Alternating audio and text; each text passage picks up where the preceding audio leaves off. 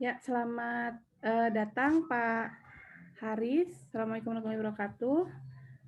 Waalaikumsalam warahmatullahi wabarakatuh. Selamat sore. Pak Haris. Selamat sore Pak Song. Bu Indi, Ada Pak Song, ada Pak Pak J. Hendra. Ini saya kenalkan Pak Agus Haris. Hendra. Salam Ya. kenal Pak Agus. Salam kenal kembali Pak Hendra.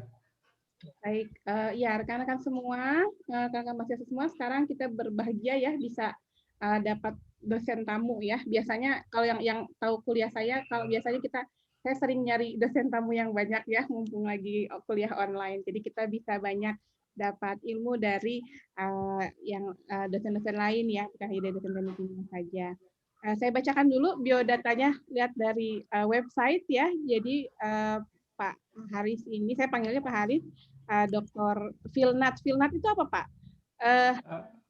Filosofi naturalis, Bu. Oh, dari Ya. Eropa ya? Dari Jerman. khusus dari Universitas Frankfurt di Jerman. Oh, oke. Ya. Ya. Agus Haris Widayat SMT di kelompok keahlian eksplorasi sumber daya bumi, bidang keahliannya petrologi dan geokimia organik. Beliau banyak sekali publikasinya dan kita sempat riset bareng ya Pak. Sekarang juga masih tapi sedang terhambat COVID. Jadi Pak Haris supply batu baranya, terus kita coba olah, kita gasifikasi gitu. Biasa sudah berjalan. Dulu yang mahasiswanya adalah Agit ya, Kak Agit yang akan kemarin gitu. Baik. Sudah mau berangkat ke Jepang. Ya, sekarang udah berangkat ke Jepang ya Pak, lagi siap-siap ya. Sedang persiapan. Ya, S2 atau S3? S3 Pak Haris. Oh, S3 ya. Ya. Ini saya juga dengan Pak Haris punya mahasiswa S3 sama-sama ini. Betul, Pak. Agus Budiman, Pak ya. Oke, baik. Slide kuliahnya sudah sangat baik oleh Pak Haris, sudah dikirim juga ke Zoom. Ntar saya juga upload juga di MS Team. Jadi kalian bisa tulis catatan ya, yang penting. Baik, kalau begitu waktu dan tempatnya kami persilakan Pak. Silakan Pak Haris. Baik, terima kasih Bu ini. Jadi pertama-tama saya juga mengucapkan terima kasih ini Pak Song. Kebetulan Pak Song berdua juga membimbing mahasiswa teknik pertambangan yang mengambil topik tentang batu bara, mahasiswa S3. Dan juga terima kasih Pak Hendra, salam kenal. Dan juga kepada para mahasiswa, terima kasih atas atensi dan kehadirannya. Jadi sesuai yang kemarin request dari Bu Winnie, jadi saya akan memberikan materi tentang batu bara sesuai dengan bidang ilmu yang saya kuasai. Jadi pada kesempatan sore ini saya akan mempresentasikan sebuah materi tentang sumber daya dan karakteristik batubara Indonesia. Mohon izin saya akan share screen.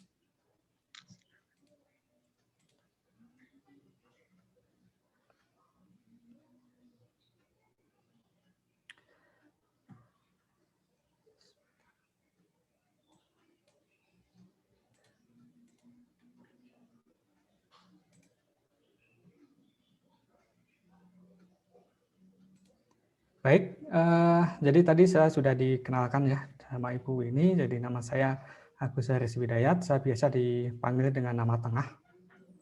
Kalau pakai nama pertama, biasanya yang namanya Agus itu banyak. Termasuk suaminya Bu ini namanya Agus. Kebetulan kenal juga saya dengan Pak Agus ya di FTMD. Ya, jadi saya pada kesempatan ini akan memberikan materi tentang sumber daya dan karakteristik batubara di Indonesia. Saya akan membagi menjadi 3 subtopik. Yang pertama tentang pembentukan batubara, prosesnya. Kemudian setelah itu kita akan sedikit menyinggung tentang masteral batubara. Saya kira masteral batubara ini cukup penting saya sampaikan di sini karena kalau saya melihat publikasi-publikasi dari teknik kimia itu banyak juga yang menyinggung tentang masteral, sehingga ini perlu saya sampaikan juga. Kemudian yang terakhir nanti kita akan membahas tentang sumber daya dan penambangan batubara di Indonesia. Baik, untuk subtopik yang pertama adalah pembentukan batu bara. Ya, sebelum kita membahas lebih lanjut, kita review terlebih dahulu mengenai batu bara. Jadi apa sih batu bara? Sebenarnya definisi batu bara itu sangat luas ya. Nah, kalau dari sisi geologi dan tambang, jadi batu bara itu didefinisikan merupakan batuan sedimen organik. Jadi kita mengenal pada saat mungkin kuliah dulu ya, kuliah atau sekolah di SMA, bahwa batuan itu ada 3 jenis, batuan beku, kemudian ada batuan sedimen, dan ada batuan metamorf. Nah, batu bara ini merupakan batuan sedimen. Lebih tepatnya adalah batuan sedimen organik karena berasal dari tumbuh-tumbuhan.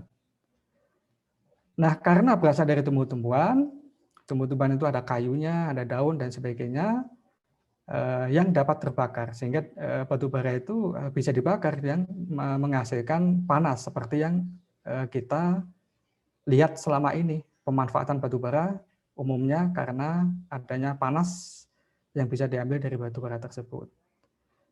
Nah, kemudian kalau dari sifat fisiknya, secara sekilas sifat fisik itu batu bara berwarna dari coklat sampai hitam. Kalau kita lihat di sebelah kanan, ini adalah batu bara yang berwarna berubah ya, dari coklat, kemudian menjadi semakin hitam, kemudian semakin hitam lagi, dan ini semakin hitam lagi, sangat hitam. Nah, ini perubahan ini berjalan sesuai dengan proses pembatu baraannya. Jadi semakin lanjut proses pembatu baraan, maka batu bara itu dari sisi warnanya akan berubah menjadi hitam seperti ini. Kemudian kalau kita lihat tidak hanya warna saja, tapi juga kilap. Jadi istilah di kami di geologi dan tambang itu ada istilah kilap. Jadi di sini kilapnya jelas berbeda. Secara umum semakin maju proses pembatu baraan, maka batu bara akan semakin mengkilap seperti ini. Kemudian dari sisi sifat fisik yang lain, porositas tentu akan berubah juga. Dari sisi porositas bisa kelihatan di sini relatif lebih porus, sedangkan yang ini relatif lebih kompak, lebih padat. Ya, itu sedikit mengenai kenampakan sifat fisik batu bara. Nah, ini kemudian kita lanjutkan yang sejak pengendapannya mengalami proses fisika dan kimia sehingga mengakibatkan pengkayaan kandungan karbonnya. Jadi kalau dari sisi sifat fisikanya seperti itu perubahannya. Nah, kalau dari sisi kimianya, saya yakin Bu Winnie dan juga Pak Song, Pak Indra juga sudah menyampaikan bahwa semakin maju proses pembatu baraan, maka kandungan karbonnya akan semakin tinggi. Nah, kira-kira seperti itu untuk mendefinisikan tentang batu bara. Nah, sedikit kita akan membahas tentang geologi, ya. Jadi karena batu bara itu tidak terlepas dari proses geologi. Lebih tepatnya di sini adalah paleogeografi. Jadi kontrol paleogeografi itu sangat dominan sekali dalam pembatu baraan. Karena batu bara itu berasal dari tumbuh-tumbuhan, maka kondisi geografi pada zaman dulu yang memungkinkan ya tumbuhnya hutan yang sangat lebat itu memberikan kontrol yang sangat dominan ya. Dalam hal ini ada 2, yaitu adalah kondisi yang hangat dan kondisi yang basah. Jadi kalau kita lihat ini adalah kondisi bumi itu sekitar 66 sampai 34 juta tahun yang lalu. Kondisinya adalah seperti ini, dan yang warna kuning ini adalah di mana batu bara bisa terendapkan dan terbentuk. Kalau kita lihat di sini relatif pada daerah-daerah yang hangat dan basah. Nah, basah di sini dicirikan pada daerah-daerah yang dekat dengan lautan. Kalau kita lihat di sini Afrika bagian tengah ini cukup kering ya, sehingga batu bara tidak ada di sini. Ya. Jadi pembatu baraan di dunia ini sangat dikontrol oleh kondisi paleogeografi, di mana paleogeografi ini akan menentukan hutan itu tumbuh lebat atau tidak. Jadi tidak akan ada batu bara kalau tidak ada hutan. Nah, kebetulan di Indonesia itu merupakan negara yang atau wilayahnya itu merupakan wilayah yang terletak di daerah tropis, sehingga itu sangat hangat sekali. Dan tidak hanya hangat, tapi juga sangat basah sekali karena kita merupakan wilayah kita merupakan wilayah kepulauan dekat dengan lautan, ya, sehingga basah dan hangat, sehingga hutan-hujan tropis itu sangat besar sekali, sangat tumbuh lebat sekali. Nah, cuman Indonesia ini belum lahir di sini. Jadi 66 sampai 34 Indonesia belum muncul di sini. Nah, setelah itu baru muncul di Indonesia. Muncul Indonesia di sini, daerah tropis. Baik, kemudian sebenarnya tidak hanya paleogeografi, tapi juga yang membentuk, yang mengontrol batu bara itu bisa terendapkan itu adalah proses geologi yang namanya pembentukan cekungan.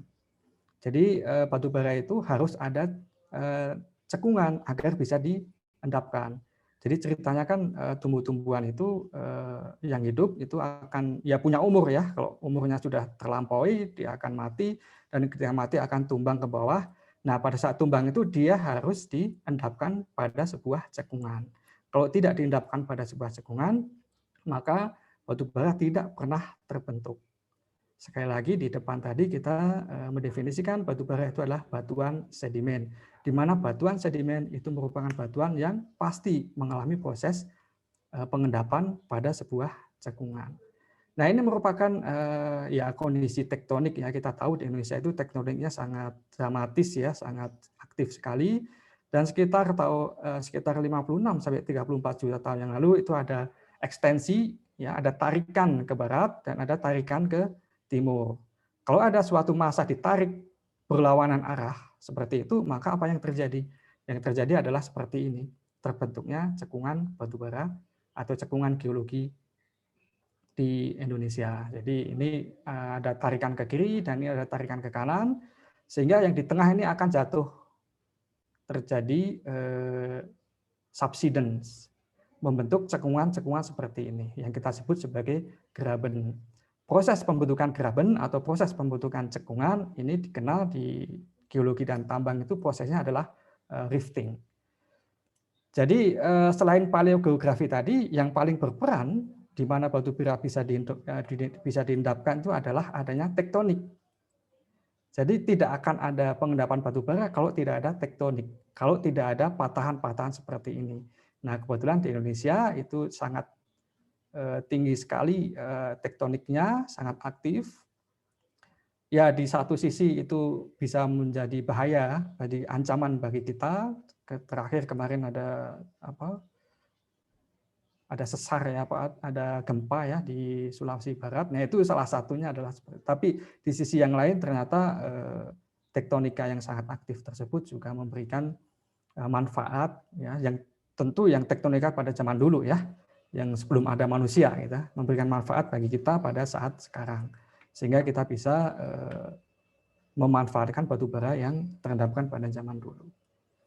Baik, itu dua kontrol yang penting saya sampaikan di awal, yaitu paleogeografi dan pembentukan cekungan. Nah, kemudian dari tadi itu, dari ekstensi tadi, maka kemudian di Indonesia itu terdapat banyak sekali cekungan-cekungan yang mengandung batu bara. Ya, ini ada banyak ya, tersebar ya dari Indonesia Barat sampai Indonesia Timur. Tetapi secara umum batu bara di Indonesia itu terkumpul pada 2 pulau saja, yaitu di Pulau Kalimantan dan di Pulau Sumatera. Lebih detail lagi, batu bara di Indonesia itu paling banyak itu hanya ada di 2 cekungan saja, yaitu yang pertama adalah di cekungan Sumatera Selatan, yang kalau adik-adik mahasiswa pernah mendengar, di situ ada tambang batu bara namanya PTBA, PT Bukit Asam. Nah, itu adalah tambang terbesar yang beroperasi di sana. Kemudian yang kedua itu adalah cekungan Kutai. Nah, cekungan Sumatera Selatan ini kira-kira sumber dayanya sekitar 50 miliar ton. Nah, kemudian cekungan Kutai sendiri itu juga sekitar 50 miliar ton di situ. Nah, kemudian ada 2 cekungan yang lain, yaitu adalah cekungan Barito di sini dan cekungan Tarakan. Ini adalah cekungan-cekungan yang kaya juga kandungan batu baranya, tetapi memiliki jumlah yang lebih sedikit. Selain itu juga kita mengenal cekungan batu bara yang lain, kecil-kecil tapi juga ada tambang batu bara yang aktif di situ seperti di Maulaboh di Aceh ya. Di sana ada PT Mifa Bersaudara sedang beroperasi penambangannya di situ. Kemudian ada Bengkulu di daerah ini, di Sulawesi Selatan bagian barat ini juga ada. Dan kemudian di bagian timur Indonesia di Cekungan Salawati dan Bintuni, Sorong itu ada di sini, kemudian Manokwari itu ada di sini, ya, jadi sekitar sana itu ada sumber daya batu bara. Namun ini tidak ditambang karena tetap sangat kecil sumber dayanya. Baik, itu mengenai sebaran cekungan batu bara di Indonesia. Nah, kemudian ini skema yang menjelaskan tahapan pembatubaraan secara umum. Jadi secara umum itu ada dua, bisa kita bagi menjadi dua, yaitu adalah tahap penggambutan yang di paling sebelah kiri, kemudian dilanjutkan dengan proses pembatubaraan, yaitu 3 yang di sebelah kanan di sini. Secara umum hanya ada 2 itu, tapi mungkin nanti secara detail akan saya sampaikan satu persatu. Jadi ini batubara itu bermula dari ya hutan seperti ini, ya, dan ada cekungan sehingga tumbuh-tumbuhan yang mati akan tertimbun di situ membentuk gambut. Nah, untuk selanjutnya gambut ini akan mengalami subsiden, ya, yang namanya proses geologi itu ada subsiden, terutama di Indonesia itu sangat intensif sekali. Karena terjadi subsiden maka kemudian terjadi penimbunan oleh material yang lain, material-material ya kalau ini gambut di atasnya misalkan material pasir ya, kemudian ada material lempung dan sebagainya, sampai akhirnya penimbunannya itu sangat tebal sekali. Nah, kalau sudah sangat tebal maka gambut tersebut akan berubah menjadi lignit. Ya. Ini merupakan batu bara yang paling rendah peringkatnya.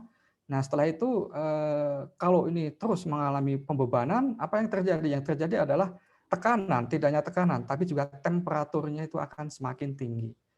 Di bumi ini kita mengenal ada gradien geotermal. Jadi semakin dalam temperatur bumi ini akan semakin meningkat. Sehingga apa yang terjadi? Yang terjadi adalah proses thermal maturation atau pematangan karena adanya panas tersebut. Sehingga lignit tersebut akan berubah menjadi batu bara bituminus, yaitu adalah batu bara yang sudah matang, yang sudah bisa menghasilkan hidrokarbon. Nanti akan saya jelaskan lebih lanjut.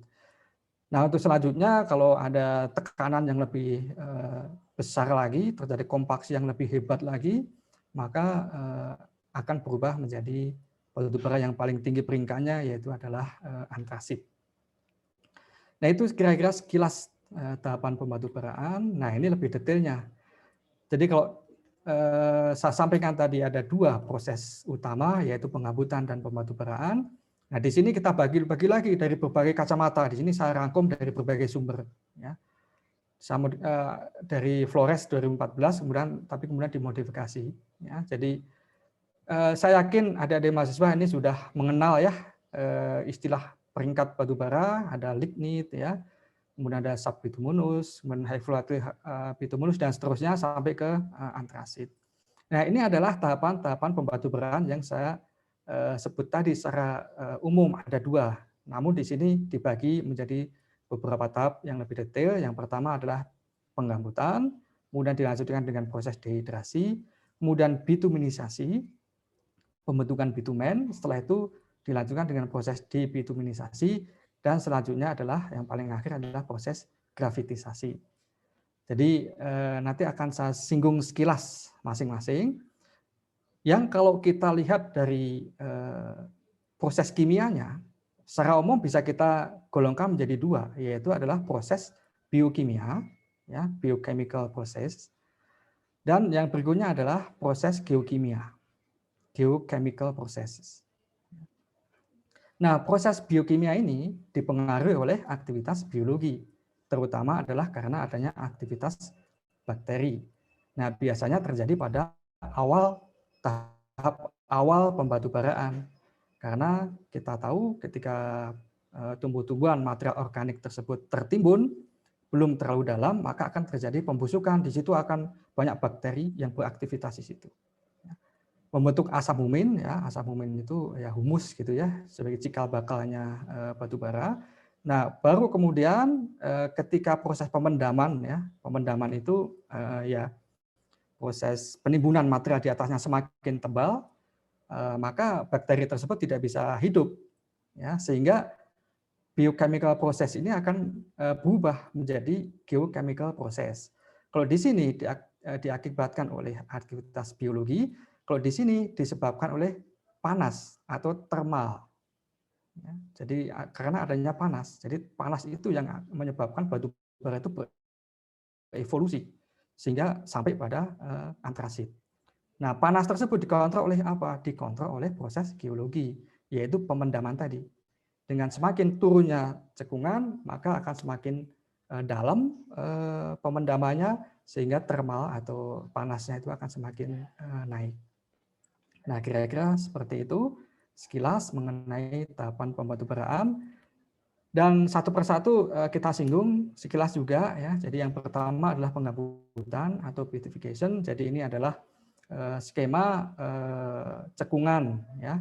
Cekungan yang tadi salah satunya disebabkan oleh adanya tarikan, rezim tarikan tadi membentuk graben seperti itu. Nah, kemudian di sini akan tumbuh hutan yang sangat lebat ya, sehingga akan terendapkan gambut seperti ini ya. Ini sebenarnya materi yang saya berikan di slide ini cukup detail ya, tapi saya tidak akan menjelaskan lebih lanjut ya. Tapi ya kira-kira syarat terbentuknya gambut itu kira-kira ini ya. Jadi harus ada cekungan.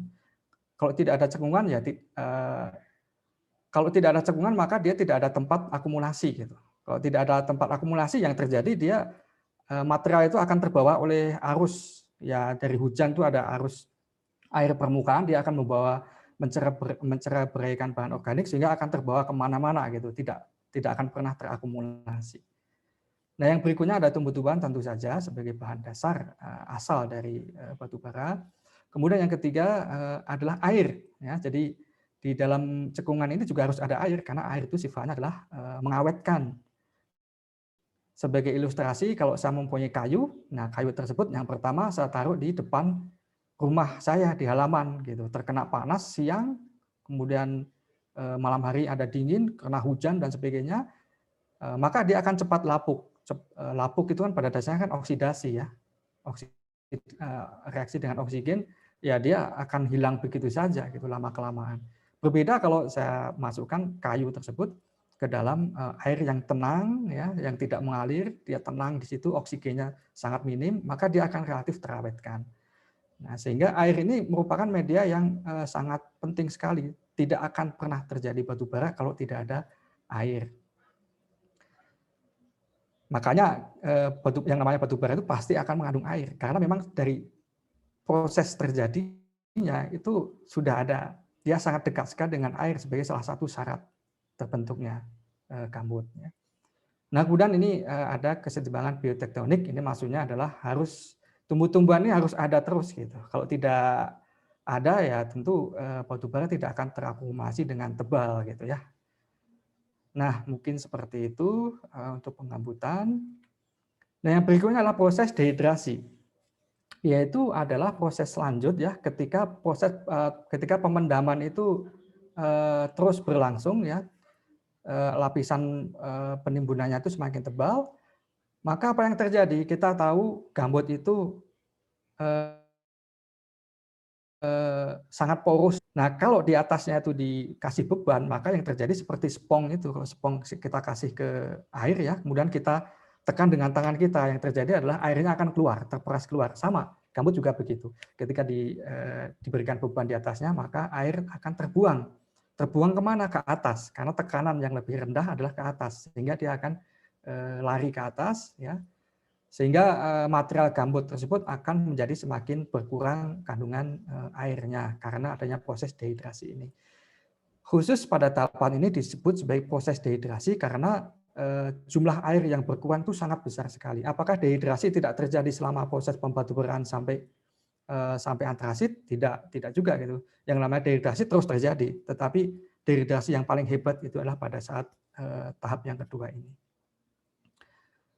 Baik, kemudian salah satu hal yang mungkin perlu saya sampaikan juga, jadi pada tahap biokimia tadi peran bakteri itu sangat dominan, dan kita tahu kalau ada bahan organik ya terjadi pembusukan,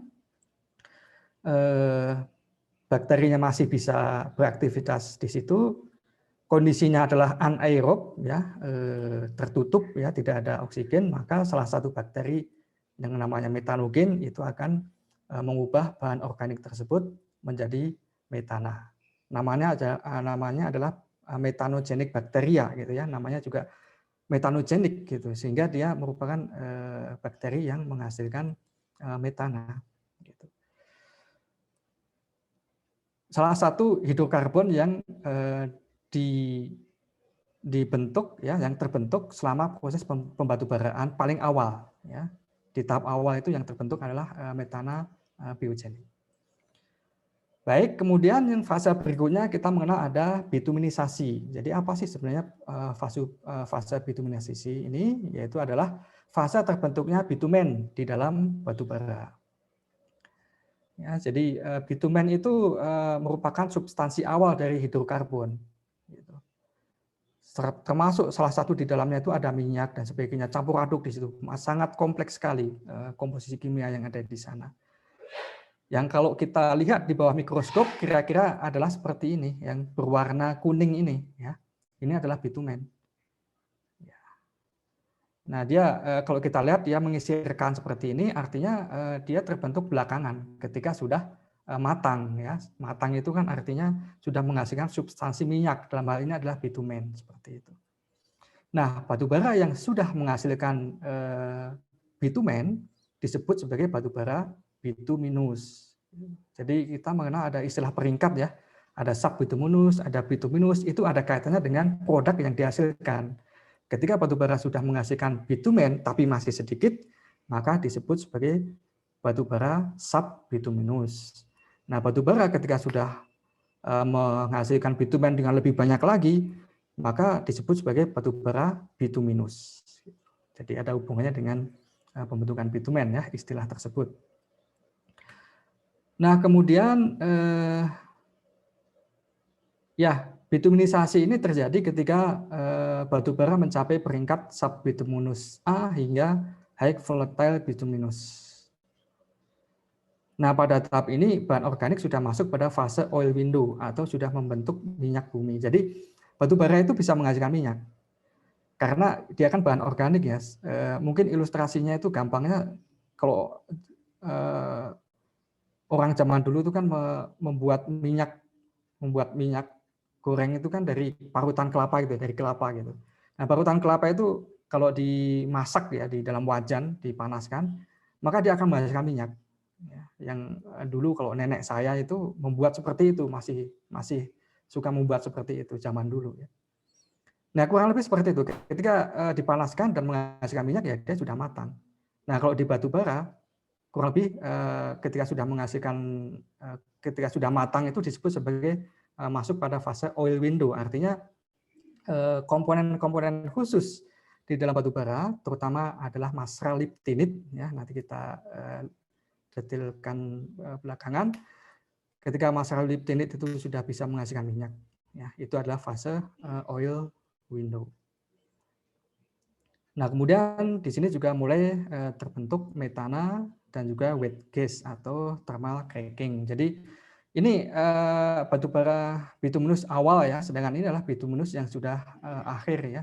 Jadi di sini yang terjadi adalah pembentukan minyak dan juga gas hidrokarbon ini ya. Kenapa? Karena adanya thermal cracking. Jadi ikatan-ikatan hidrokarbon, ikatan-ikatan organik di sini akan putus ya, karena ya yang namanya ikatan kimia itu kan kalau suhunya panas maka ikatan kimia akan lemah, sehingga ketika sudah melampaui batasnya maka akan terputus. Terputus membentuk apa?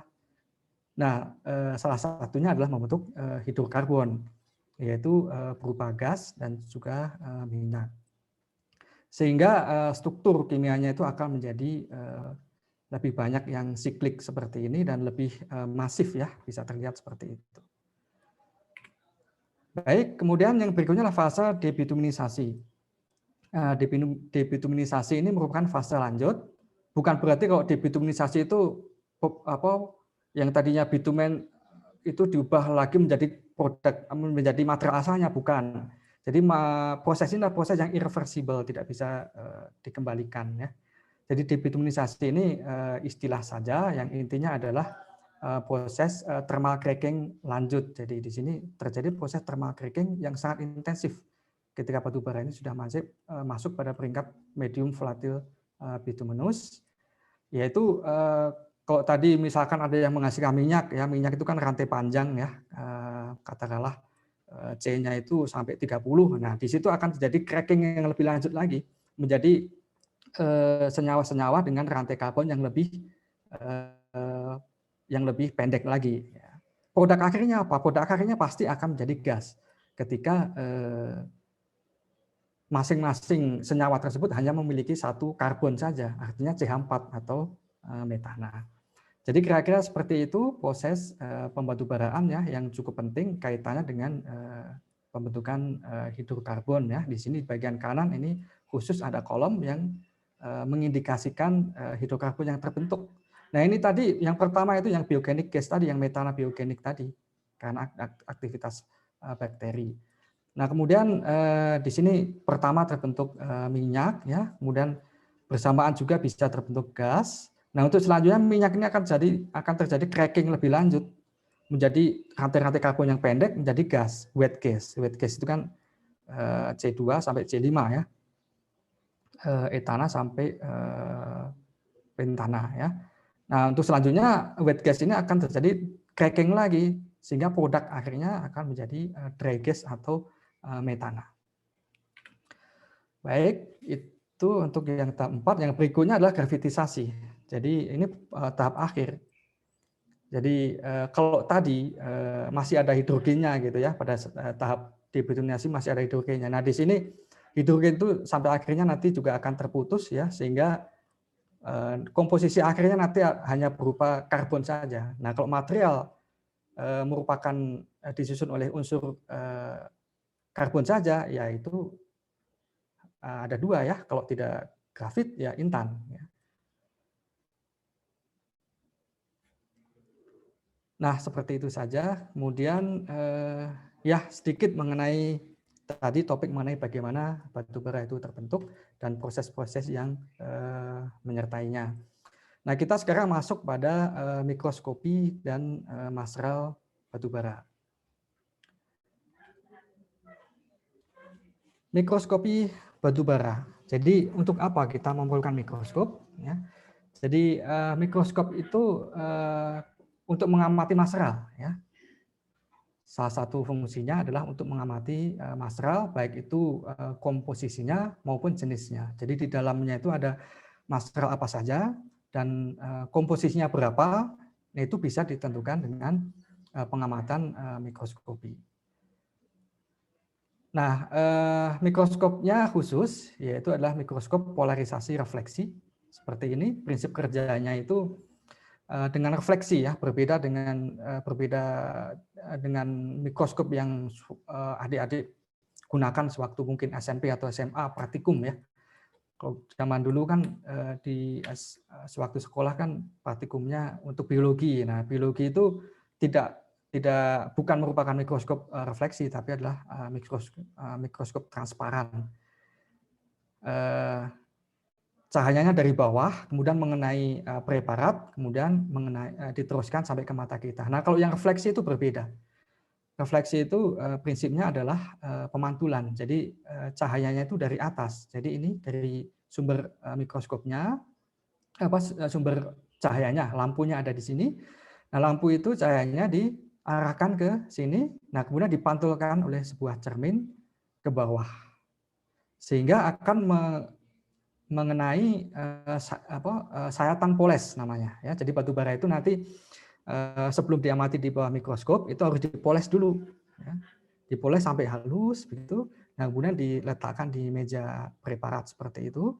Nah, kemudian ya cahaya yang masuk yang mengenai dari atas tadi kemudian akan dipantulkan ke atas seperti ini dan akhirnya sampai ke mata kita, sehingga kita bisa mengamati komponen-komponen organik atau material yang ada di dalam batu bara tersebut.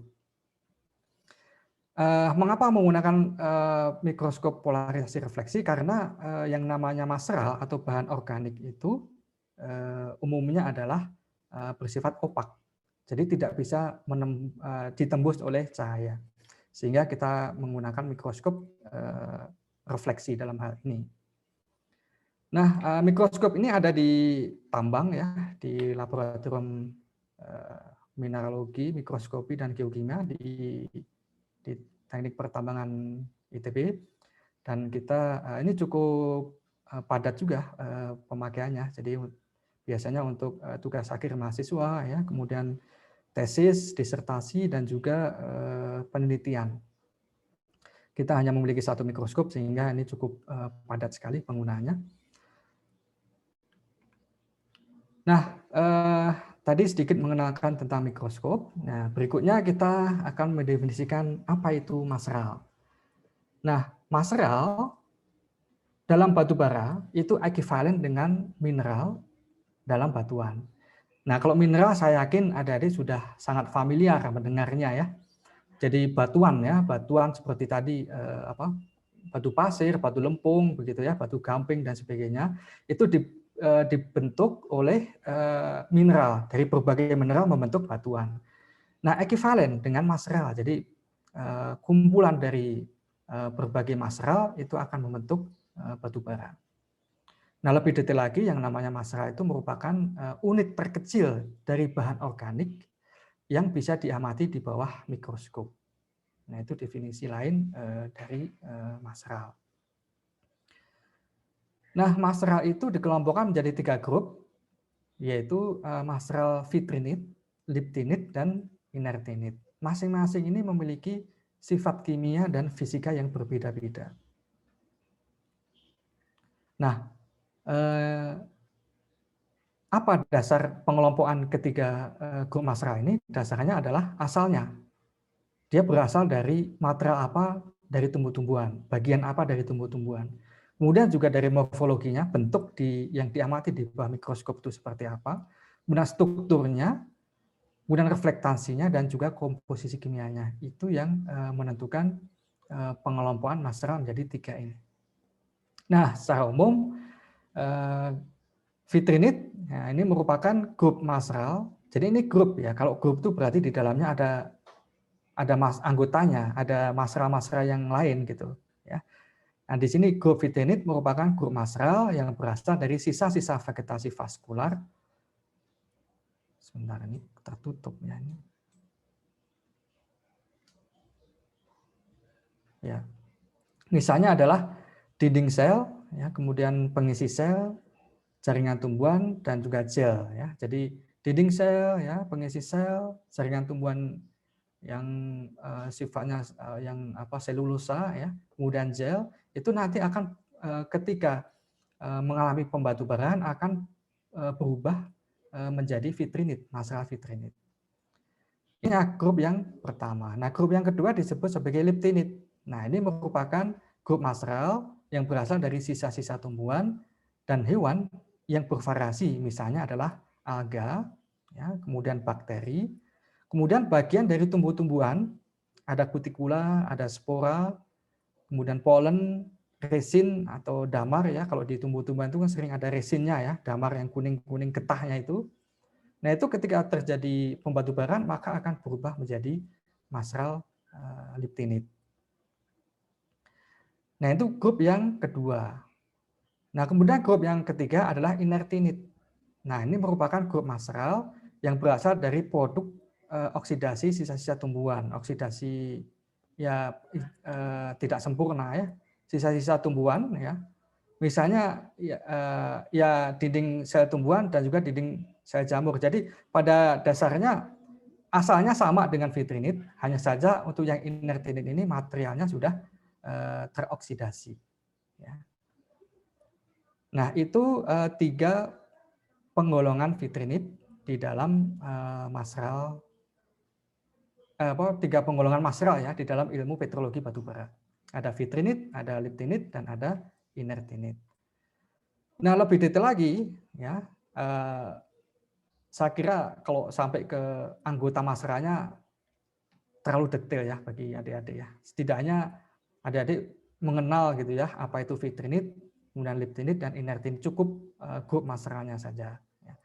Nah, lebih detail lagi kalau kita mau belajar itu ya masar itu ada telinit, ada kolinit, ada vitrodetinit dan sebagainya. Jadi biasanya secara global kita bagi menjadi dua, yang selnya itu masih utuh dan yang selnya itu sudah pecah-pecah. Kalau yang utuh itu namanya telinit dan kolinit, kalau yang sudah pecah-pecah namanya vitro, kalau vitrinit maka vitrodetrinit. Detritus itu kan pecahan ya, sehingga detrinit itu maksudnya adalah pecahan dari vitrinit. Liptinit atau inertinit juga begitu ya. Jadi di sini ada kalau yang masih selnya itu masih utuh ya, mana namanya adalah fusinit, semifusinit dan sebagainya. Nah, kalau sudah pecah-pecah namanya inertodetrinit, detritus atau pecahan. Liptinit juga seperti itu ya. Jadi yang masih utuh itu namanya sporinit, gutinit dan sebagainya. Nah, yang sudah pecah-pecah itu kita berikan nama liptodetrinit. Nah, itu sekilas saja ya. Nah, ini proses genesa dari masral ya. Jadi selulosa dan lignin ya itu merupakan asal muasal dari vitrinit dan inertinit. Tergantung dia mengalami proses fusinitisasi atau proses humifikasi. Kalau terjadi proses humifikasi maka akan membentuk vitrinit, kalau fusinitisasi akan membentuk inertinit. Sedangkan bagian dari tumbuh-tumbuhan yang berupa resin dan wax ya. Jadi intinya ini adalah bagian-bagian tumbuhan yang kaya akan hidrogen. Ya, seperti resin gitu ya, kemudian kutikula, suberin, ya, serat gabus itu sangat kaya sekali dengan hidrogen. Nah, dia akan menghasilkan masra liptinit ketika terjadi proses pembatubaraan. Nah, mungkin ini saya tidak akan terlalu detail, tapi saya perlu sampaikan bahwa dalam kita menggunakan mikroskop polarisasi refleksi tadi, kita menggunakan dua cahaya, yaitu adalah cahaya putih, sinar putih, dan yang berikutnya adalah dengan menggunakan sinar biru atau fluorescence. Nah, sinar putih itu untuk mengamati vitrinit dan inertinit yang asalnya sama, ya, yang asal dari tumbuhannya itu sama ya. Itu diamati dengan sinar putih. Sedangkan untuk masra liptinit yang kaya akan hidrogen itu hanya bisa diamati dengan sinar fluorescence. Sehingga biasanya dalam pengamatan masra batubara itu kita menggunakan dua lampu ya. Jadi ini lampu halogen, sedangkan di sini kita menggunakan lampu merkuri. Sehingga memang khusus untuk mikroskop batubara ini. Nah, di ITB itu ada dua, satu ada di teknik pertambangan dan satu ada di teknik geologi, di laboratorium teknik pertambangan dan di teknik geologi. Nah, ini sedikit saja sekilas supaya adik-adik bisa mengenal, melihat ya seperti apa sih ya vitrinit itu. Nah, ini kalau kita lihat ini sel-selnya itu masih utuh ya. Mungkin adik-adik utuhnya di mana gitu. Ini kan pecah-pecah gitu. Ya, kalau mau lebih detail lagi ya nanti kalau mau belajar S2 S3 tentang apa yang berkaitan dengan masral batubara ya nanti baru ke arah sana gitu ya. Dan ini tidak jarang saya jumpai dari teknik kimia itu mempelajari tentang masral ya dan banyak publikasinya gitu. Ya, jadi kira-kira seperti ini yang selnya utuh ya namanya adalah telovitrinit seperti itu. Sedangkan nah kalau ini kan berbeda dengan yang tadi. Nah, ini jauh lebih kompleks ya, pecah-pecah begini. Nah, namanya adalah detrovitrinit atau vitrodetrinit. Ada juga yang mengatakan seperti itu ya. Jadi intinya ada detronya. Detro itu detritus ya, pecahan-pecahan gitu. Berbeda dengan yang di sini. Kalau ini kan masih utuh gitu ya. Nah, sedangkan yang ini sudah pecah. Kompleks. Nah, kemudian inertinit juga seperti itu. Ini adalah inertinit yang masih memiliki struktur sempurna ya, tidak terpecah-pecah dan tidak terganggu seperti itu. Nah, ini inertodetritit, jadi detritus, pecahan-pecahan. Nah, inertinit itu yang warnanya putih-putih terang ini. Nah, ini adalah inertinit. Sama, ini juga seperti itu. Jadi yang warnanya terang-terang ini, kemudian ini adalah inertinit. Sedangkan yang lebih gelap ini vitrinit. Nah, ini contoh lain dari inertinit. Kita mengenal ada funginit. Ya. Funginit itu merupakan inertinit yang berasal dari jamur. Jadi semua jamur itu akan menghasilkan inertinit. Nah, kemudian ini kita sudah masuk pada liptinit. Ya, jadi kutikula, ya, kutikula yang ada di dalam tumbuh-tumbuhan itu kaya akan hidrogen, sehingga ketika terjadi proses pembatubaraan akan menghasilkan mineral liptinit yang hanya bisa kita amati dengan sinar biru. Ya, mengapa warnanya tidak biru? Ya, sinarnya biru, tetapi yang namanya mineral liptinit itu dia akan berpendar. Nah, pendarannya itu warnanya kuning kekuningan seperti ini, walaupun sinar yang mengenainya adalah biru. Nah, ini cukup kontras ya. Ini adalah mineral liptinit ya, kutinit lebih detailnya. Sedangkan di samping-sampingnya yang gelap ini adalah kalau tidak vitrinit berarti adalah inertinit. Nah, kemudian ini contoh lain ya dari liptinit, suberin, serat gabus, ya, yang warnanya kuning-kuning seperti itu. Nah, kemudian sporinit, spora, berasal dari spora, ini merupakan liptinit juga, kaya akan hidrogen. Tapi spora itu kan bulat biasanya. Nah, karena sudah terjadi proses kompaksi tadi, pemendaman, terjadi proses pemampatan kan, karena adanya beban di atas, sehingga dia akan menjadi pipih seperti ini. Ini adalah berasal dari spora. Nah, ini berasal dari resin. Ya, ketika sudah terjadi pembatubaraan, maka resin itu akan berubah menjadi resinit seperti ini. Kemudian kita mengenal juga ada eksudatinit, itu adalah bitumen. Jadi di awal tadi kita memperkenalkan ada bitumen. Ya. Nah, bitumen itu salah satunya adalah eksudatinit seperti ini. Warnanya kekuning-kuningan sama ya, semua liptinit seperti itu.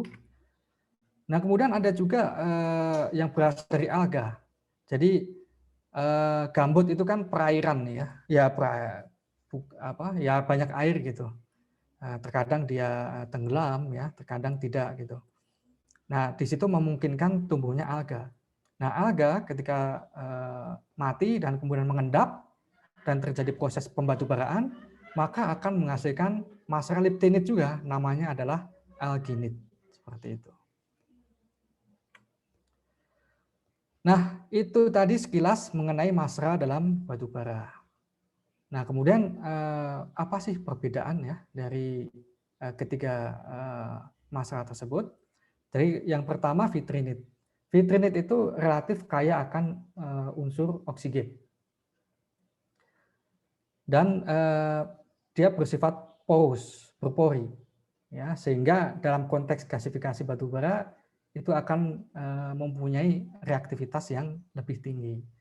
Nah, saya yakin ini atau mungkin belum dibahas, tapi yang jelas dalam salah satu kajian untuk menentukan potensi gasifikasi itu kan salah satunya adalah reaktivitas ya.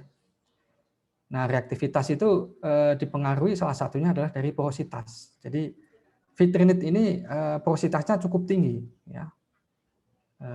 Sehingga batu bara yang kaya akan vitrinit itu cenderung akan lebih memberikan reaktivitas yang tinggi, reaktivitas gasifikasi yang lebih tinggi. Kemudian yang berikutnya liptinit.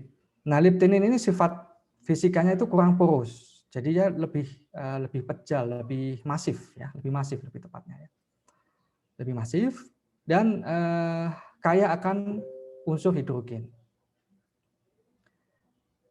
Nah, ini didominasi oleh senyawa organik dengan struktur rantai panjang ya, karena ya makanya dia akan kaya dengan hidrogen. Dan selama proses pembatubaraan akan cenderung menghasilkan minyak. Jadi seperti yang saya sampaikan di depan, selama proses pembatubaraan, batu bara itu akan menghasilkan hidrokarbon, ya bisa minyak atau gas. Nah, minyak itu akan dihasilkan dari liptinit, ya akan muncul ya terbentuk dari liptinit. Sedangkan kalau gas itu akan berasal dari vitrinit, umumnya akan terbentuk dari pecahan senyawa-senyawa kimia yang kalau kita lihat di bawah mikroskop itu merupakan bagian dari vitrinit. Nah, sehingga batu bara yang didominasi oleh liptinit ini akan lebih berpotensi untuk pemanfaatan batu bara untuk pencairan dengan teknologi pencairan. Yang berikutnya adalah inertinit. Nah, inertinit ini merupakan material yang sudah teroksidasi sehingga cenderung inert. Atau ya intinya dia lebih sulit bereaksi dibandingkan dengan liptinit dan vitrinit. Karena lebih sulit bereaksi, makanya kita sebut dia sebagai inertinit. Karena sifatnya susah bereaksi. Nah, ciri khasnya adalah kaya akan unsur karbon. Nah, karena inertinit ini cenderung inert, ya, susah bereaksi, maka biasanya akan memberikan kontribusi terhadap rendahnya reaktivitas gasifikasi maupun reaktivitas pada saat pencairan batu bara. Namun di sisi lain kita juga mengenal ya pemanfaatan batu bara itu untuk kokas di industri besi baja. Di kokas itu diproduksi dibuat ya dari batu bara.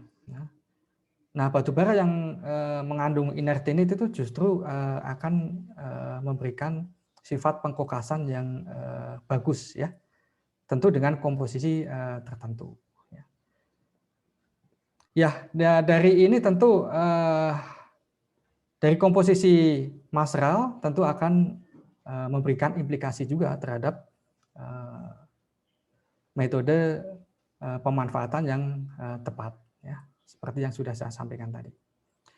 Yang kaya vitrinit tentu akan lebih cocok untuk gasifikasi, yang kaya liptinit lebih cocok untuk pencairan, sedangkan yang inertinit ini lebih cocok untuk pembuatan kokas. Nah, kemudian mineral di dalam batu bara. Jadi selain kita mengenal material, jadi material itu merupakan komponen yang paling banyak di dalam batu bara. Nah, di dalamnya itu juga ada mineral.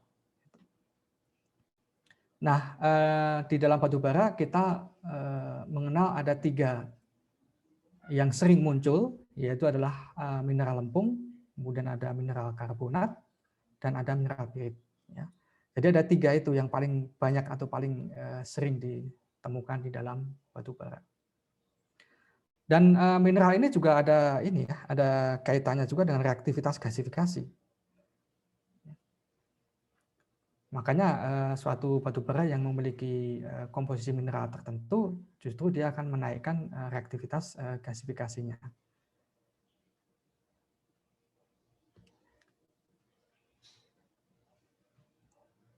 Ya, jadi ada 3 ya. Jadi mineral lempung atau clay mineral, kemudian ada mineral karbonat dan ada mineral pirit. Saya tidak akan membahas tentang singenetik dan epigenetik karena ini cukup detail ya. Biasanya saya sampaikan panjang lebar di kelas di tambang. Nah, ini contoh mineral pirit. Jadi di bawah mikroskop seperti ini. Jadi kalau adik-adik menemukan gambar atau mengamati di bawah mikroskop seperti ini, jadi warnanya kuning terang ya dan membentuk bola ya. Jadi bolanya itu terdiri dari butiran-butiran kecil kristal. Nah, ini adalah kristal pirit. Ciri khas ya. Jadi kalau bentuknya kayak gini nih pasti adalah pirit ya. Nah, pirit ini merupakan salah satu kontributor terhadap kandungan sulfur yang tinggi dalam batu bara karena mineral pirit itu rumus kimianya kan FeS2 ya, di situ ada sulfurnya. Nah, kemudian kita juga sering menemukan ada kalsit ya, CaCO3 di dalam batu bara seperti ini.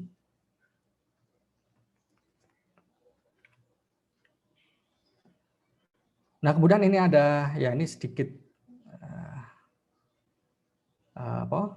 yang berhasil kita amati ya di bawah mikroskop, tulang ikan ya. Jadi ya gambut itu memang cenderung asam ya, tapi tidak menutup kemungkinan ada makhluk hidup termasuk ikan yang ada di situ. Dan juga di samping-sampingnya ini adalah mineral clay. Jadi yang berwarna terang-terang, seperti terang ya, seperti ini adalah mineral lempungnya. Baik, kemudian kita juga mengenal ada salah satu istilah yang sering kita baca di literatur, ya, yaitu adalah reflektansi vitrinit.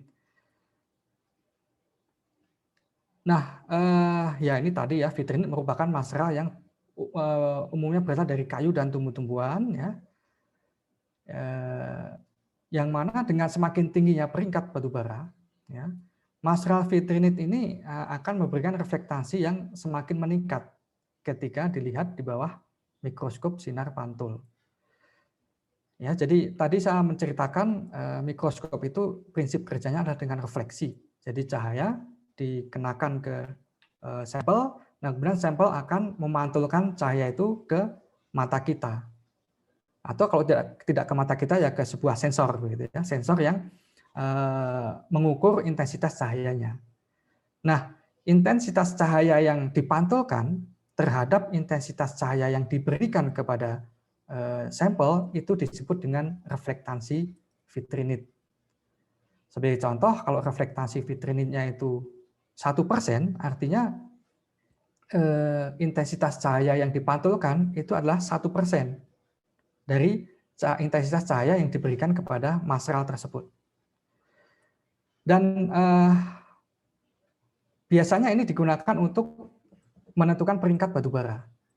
Nah, biasanya kan adik-adik menentukan peringkat batu bara itu kan dari kandungan kalorinya ya, kandungan kalori yang sudah dikonversi basis datanya, katakanlah menjadi dry ash free ya, atau dry mineral matter free gitu, ya, atau moist bukan dry ya, bukan dry, moist ash free ya, atau moist mineral matter free ya.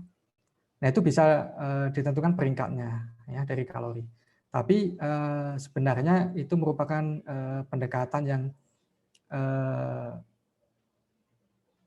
kurang presisi ya. Jadi ada metode yang lebih presisi yaitu dengan menggunakan reflektansi vitrinit.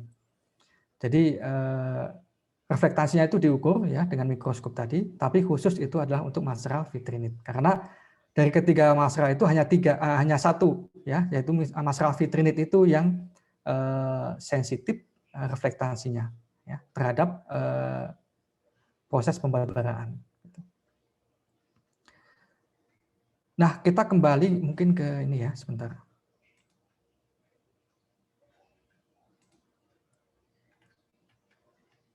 Kalau kita lihat di sini, nah di sini, jadi ini R ya, RO ya, persen, ini maksudnya adalah reflektansi vitrinit. Jadi kalau 0,3 sampai 0,4, nah itu peringkat batu baranya adalah lignit. Kalau sudah 0,6, dia sudah masuk pada batu bara bituminous. Gitu. 1 itu adalah batu bara bituminous, high fluoride bituminous A ya. Kemudian kalau sekitar 2 itu sudah masuk ke semi antrasit. Antrasit itu sekitar 3 sampai 4%.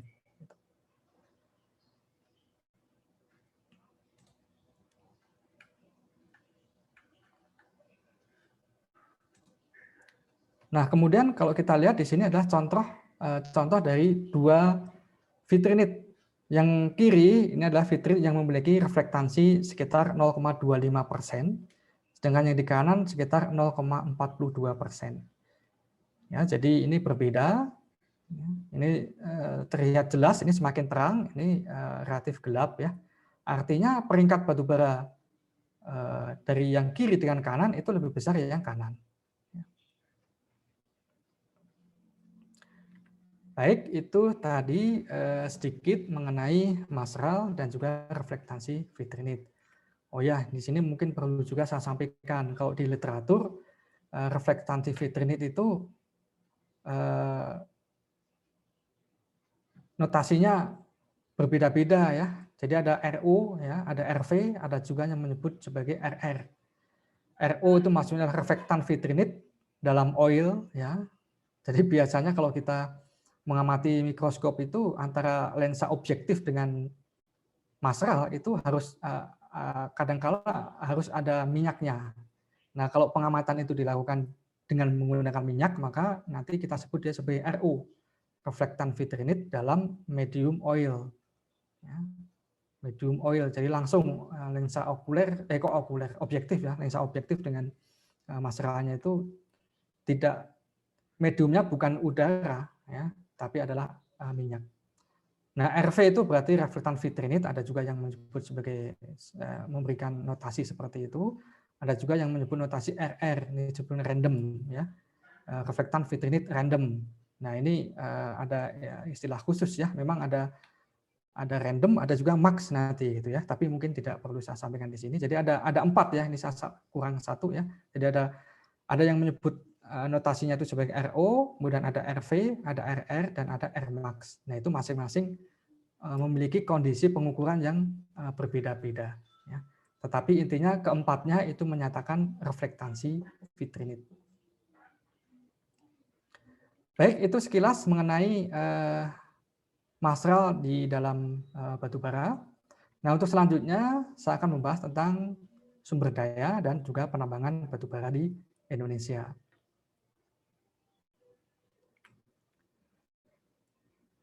Ya, ini tabel ya yang menampilkan jumlah sumber daya dan cadangan batu bara di Indonesia. Yang saya ambil dari PSDMPB ya, Pusat Sumber Daya Mineral dan Panas Bumi. Itu membagi kalori batu bara itu sesuai dengan kalorinya menjadi 4. Jadi ada kalori rendah atau low, ada medium, high, kemudian ada very high.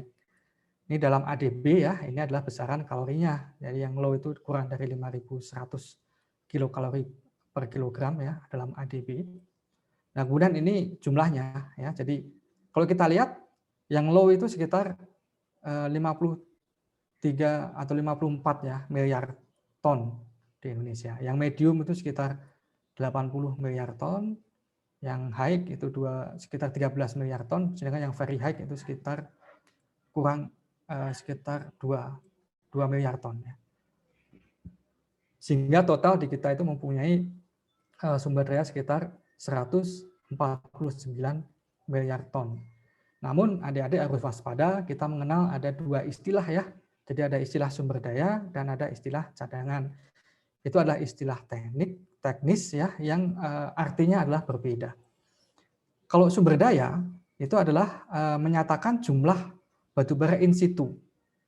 Total batubara in situ yang berhasil diketahui dari kegiatan eksplorasi ya, yang berpotensi untuk diambil secara ekonomis dan mempunyai potensi untuk diambil ya. Nah, itu namanya adalah sumber daya. Nah, batubara di Indonesia itu sekitar 149 miliar ton, dan kalau kita lihat ternyata sebagian besar itu terletak pada kategori medium ya.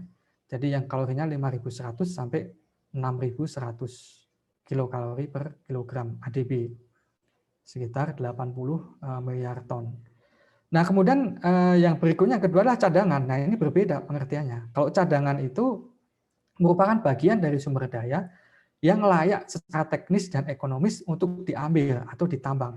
Nah, jadi di sini sudah memperhitungkan aspek teknis dan juga aspek ekonomis pada saat itu. Apakah bisa diambil atau tidak. Nah, yang diperhitungkan bisa diambil secara teknis dan ekonomis itu disebut sebagai cadangan. Nah, cadangan batubara di Indonesia total pada saat ini adalah sekitar 38 miliar ton. Dan sebagian besar didominasi oleh batubara dengan kalori medium, sekitar 20 miliar ton.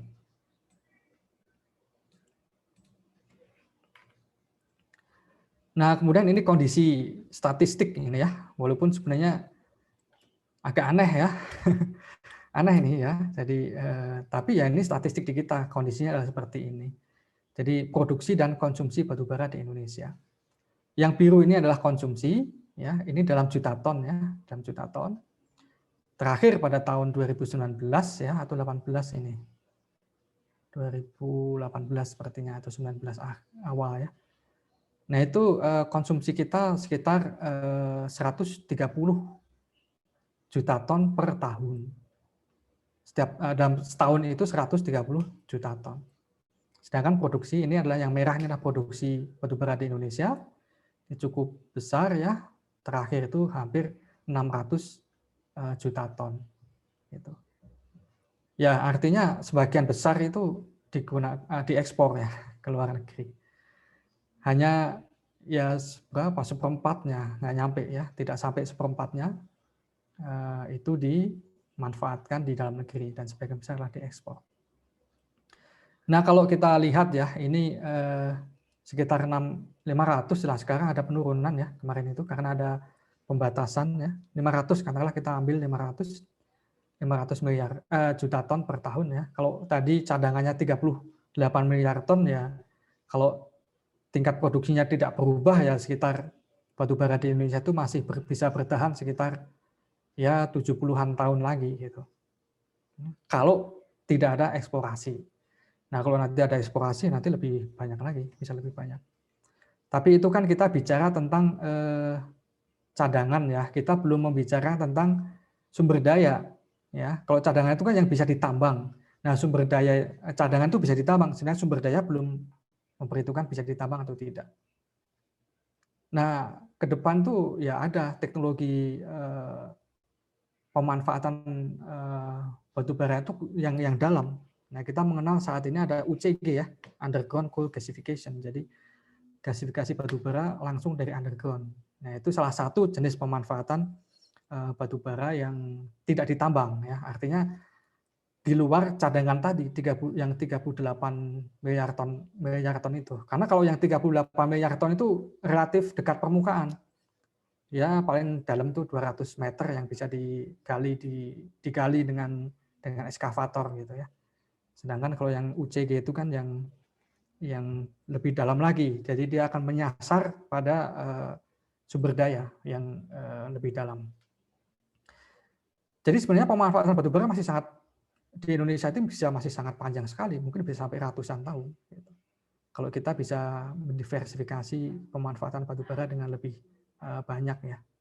Termasuk di sini metode penambangannya ya dimodifikasi dari yang tadinya permukaan bisa ke yang bawah tanah, bisa dengan UCG dan sebagainya. Nah, kemudian ini sebaran sumber daya batubara untuk tipe low calorie ya. Kalau kita lihat di sini didominasi ini lingkaran yang besar ini menandakan di situ banyak gitu. Nah, itu paling banyak ada di Kalimantan Selatan. Kemudian disusul di Sumatera Selatan. Kemudian untuk yang batubara dengan kalori medium low itu sebagian besar di Kalimantan Selatan juga ya. Kemudian ini yang medium high. Medium high ini ada di Kalimantan Timur di sini, didominasi dari Kalimantan Timur. Ya. Kemudian ada juga di Sumatera Selatan, kemudian ada di Ombilin di daerah Sumatera Barat. Kemudian ini yang tipe high, ya, tipe tinggi, kalorinya itu 6.100 sampai 7.100 kalori per gram ADB. Itu banyak kita jumpai di Kalimantan Selatan, kemudian di Kalimantan Timur, di Sumatera juga kita jumpai beberapa. Nah, yang high, very high, yang di atas 7.100 kalori per gram ADB, itu sangat banyak sekali kita jumpai di Kalimantan Tengah di sini.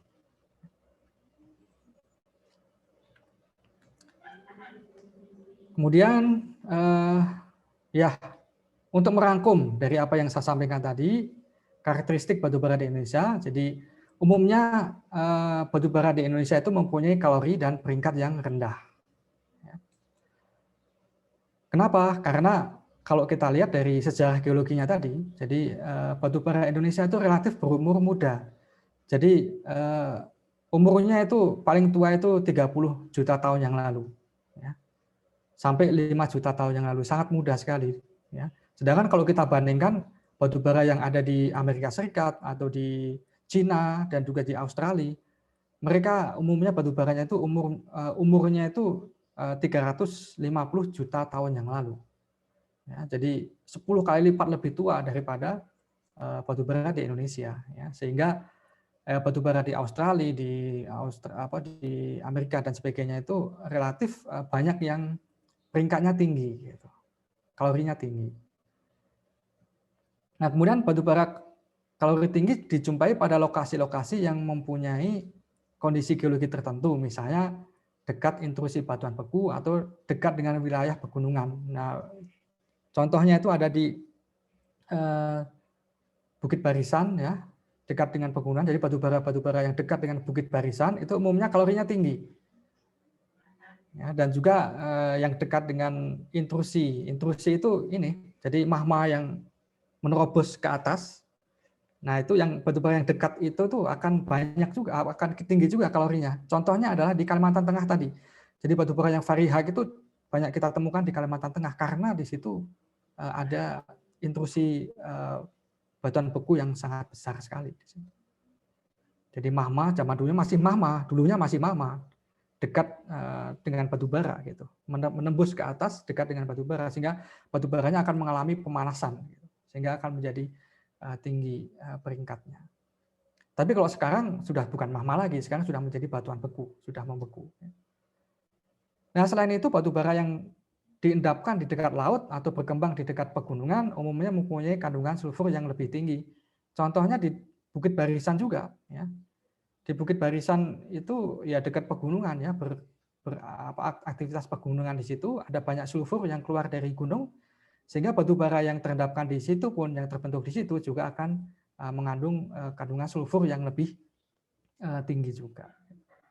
Nah, kemudian satu yang mencirikan batu bara di Indonesia itu umumnya, ya, kandungan vitrinitnya itu 10% lebih tinggi dibandingkan dengan batu bara dari daratan benua, misalnya di benua Amerika. Ya, ini memberikan implikasi yang lumayan, ya. Jadi terutama tadi kan salah satunya ya mungkin ke gasifikasi, gitu ya. Jadi lebih prospek gasifikasi karena kita umumnya 10% lebih tinggi kandungan mineral vitrinitnya. Yang lain juga nanti ada. Jadi nilai plus dari banyaknya vitrin itu ada banyak, ya, nanti ke arah metana, ya, ada CBM, coal bed methane, ya, dan sebagainya. Biasanya kalau yang vitrinitnya lebih banyak itu coal bed methane-nya, gas metana dalam batu bara itu juga akan semakin banyak juga. Nah, kemudian penambangan batu bara. Jadi batu bara itu di Indonesia, ya, umumnya ditambang dengan metode seperti ini, ya, dengan penambangan permukaan yang di sini, ya, open pit. Bahasa Inggrisnya kita sebut sebagai open pit atau tambang permukaan.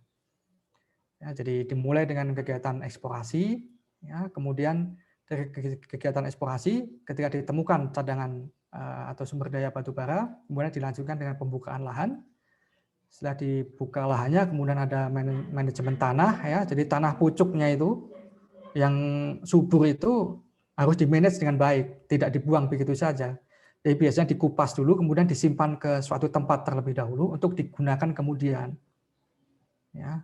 Nah, baru setelah tanah pucuknya itu diamankan, baru kemudian dilakukan penggalian batuan yang bukan tanah, ya, bukan tanah pucuk, ya. Batuan itu digali sampai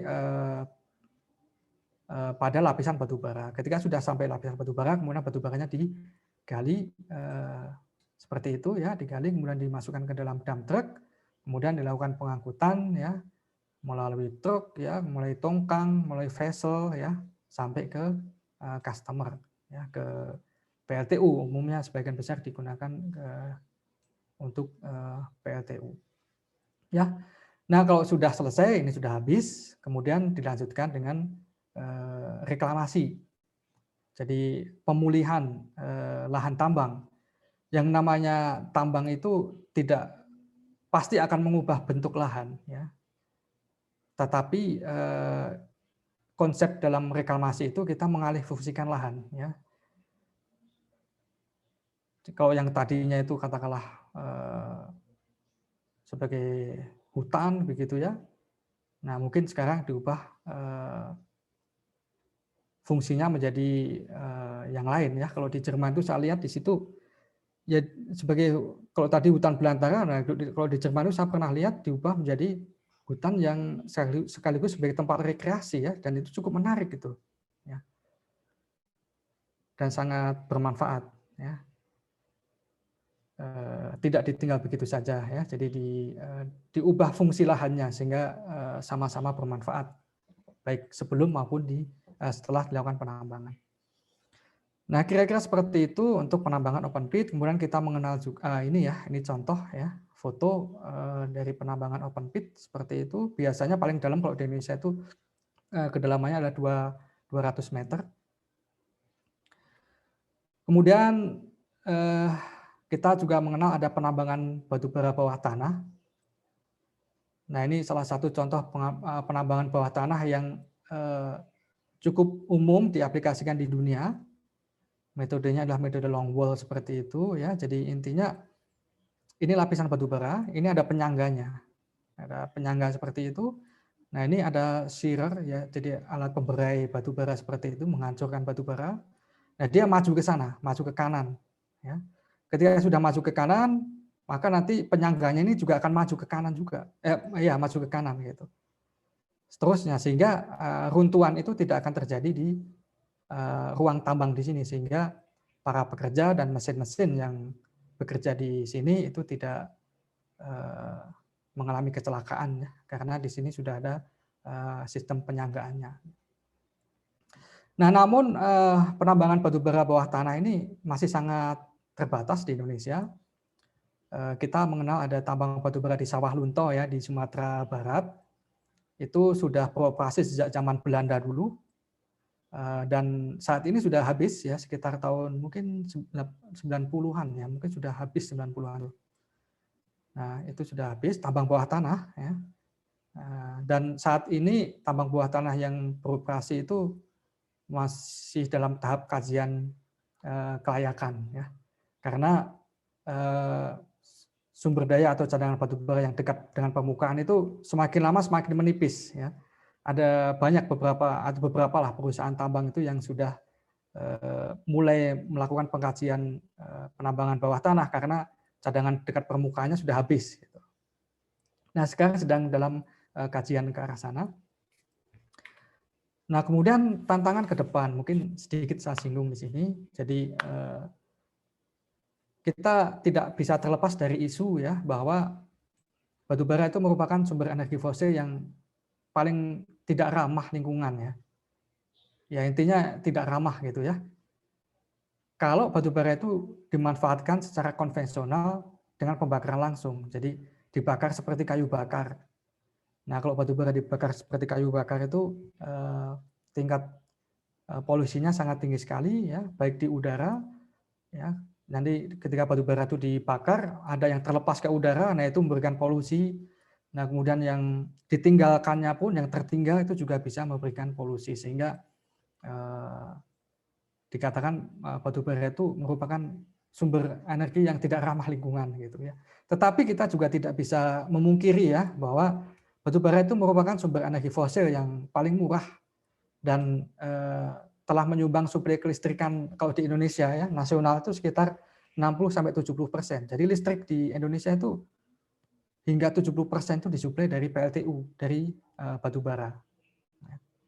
Dan juga di dunia juga saat ini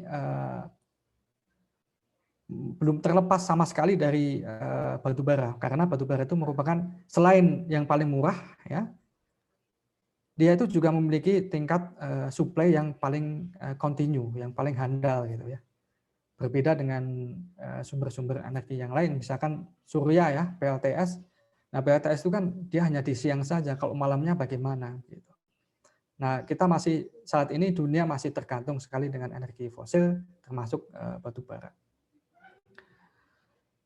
Nah, cadangan batubara di Indonesia yang dekat permukaan itu sudah semakin kecil ya, sehingga kita ke depan pun harus bisa mendiversifikasi ya, pengembangan dan diversifikasi pemanfaatan batubara yang lebih ramah lingkungan dan go deeper ya. Jadi kita menuju lebih dalam lagi ya, itu tantangan kita ke depan.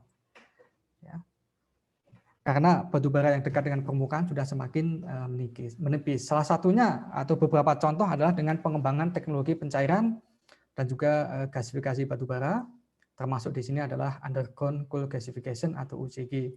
Nah, saat ini pemerintah sedang galak-galaknya melakukan penelitian tentang UCG melalui Tekmira. Saat ini sedang dilakukan pembangunan pilot project untuk UCG itu di PT Kideko Jaya Agung, tambang batubara di Kalimantan Timur, bagian selatan. Sekarang sedang dilakukan inisiasi pilot project di sana, dan selain itu juga pilot project di PT Indominco Mandiri, tambang batubara di Kalimantan Timur juga, tapi bagian agak atas ya. Nah, itu salah satu tantangan kita ke depan karena UCG di Indonesia ini tidak gampang ya. Kita berhadapan dengan kondisi geologi Indonesia yang cukup kompleks. Sehingga kita sedang ya fokus pada penelitian ke arah sana juga. Di ITB, di kami di Teknik Pertambangan juga seperti itu. Nah, kemudian ada juga salah satu ya bentuk pengendalian lingkungan terhadap pemanfaatan batu bara itu adalah pengembangan teknologi carbon capture dan storage ya di PLTU. Jadi gas yang terlepas ke udara ya itu ditangkap ya, CO2-nya itu ditangkap ya, tidak terlepas ke atmosfer untuk kemudian diinjeksikan di dalam bumi ya. Jadi batu bara itu kan karbon yang berasal dari zaman dulu yang sudah terpendam di dalam bumi. Kalau kita panggil dengan ditambang dan dibakar dan menambah neraca karbon di atmosfer, itu akan menyebabkan greenhouse effect ya, rumah kaca ya, menyebabkan pemanasan global. Nah, salah satu teknologi yang sedang dikembangkan sekarang adalah carbon capture tersebut. Jadi sebelum terlepas ke atmosfer itu diambil dulu ya, ditangkap, kemudian diinjeksikan kembali ke dalam bumi ya, sehingga karbon yang dimanfaatkan yang hasil pembakaran itu tidak menambah neraca karbon di atmosfer sehingga lebih ramah lingkungan. Nah, itu beberapa yang mungkin bisa menjadi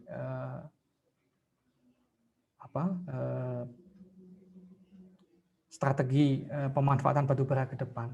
Ya, tentu tidak hanya terbatas pada dua itu saja, masih banyak metode pemanfaatan atau teknologi batubara yang lain. Ya. Baik, demikian materi dari saya, dan terima kasih atas perhatiannya. Biasanya kalau kuliah itu kan begitu ada pertanyaan langsung nanya gitu ya, sehingga lebih interaktif gitu. Ya, namun barangkali kalau kuliah tamu mungkin materinya dulu semuanya, baru kemudian kalau ada pertanyaan bisa di belakang gitu ya. Salah kembalikan ke Bu Winnie. Ya, mangga. Terima kasih banyak Pak Haris, sangat informatif sekali ya.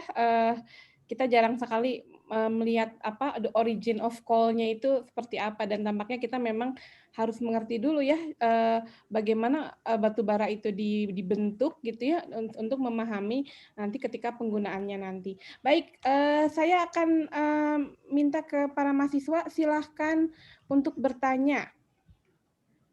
Silakan acungkan tangan. Siapa yang mau bertanya? Harusnya banyak pertanyaan nih, soalnya saya juga banyak pertanyaan. Ayo, ada yang mau bertanya? Halo? Karena berhadiah ada pertanyaannya. Ayo, Ada yang raise hand. Jonathan udah angkat tangan. Oh, Jonathan akan datang. Silakan Jonathan. Baik, Bu. Selamat siang, Pak. Selamat siang, Bu. Ya. Terima kasih banyak atas materinya, Pak. Saya izin bertanya, tadi terkait carbon capture dan carbon storage, perkembangannya hingga sekarang seperti apa ya, Pak? Dan mungkin ada potensi yang bisa dipelajari lebih lanjut untuk penangkapan dan penyimpanan karbon tadi, sehingga ya ini bisa jadi clean energy gitu, Pak.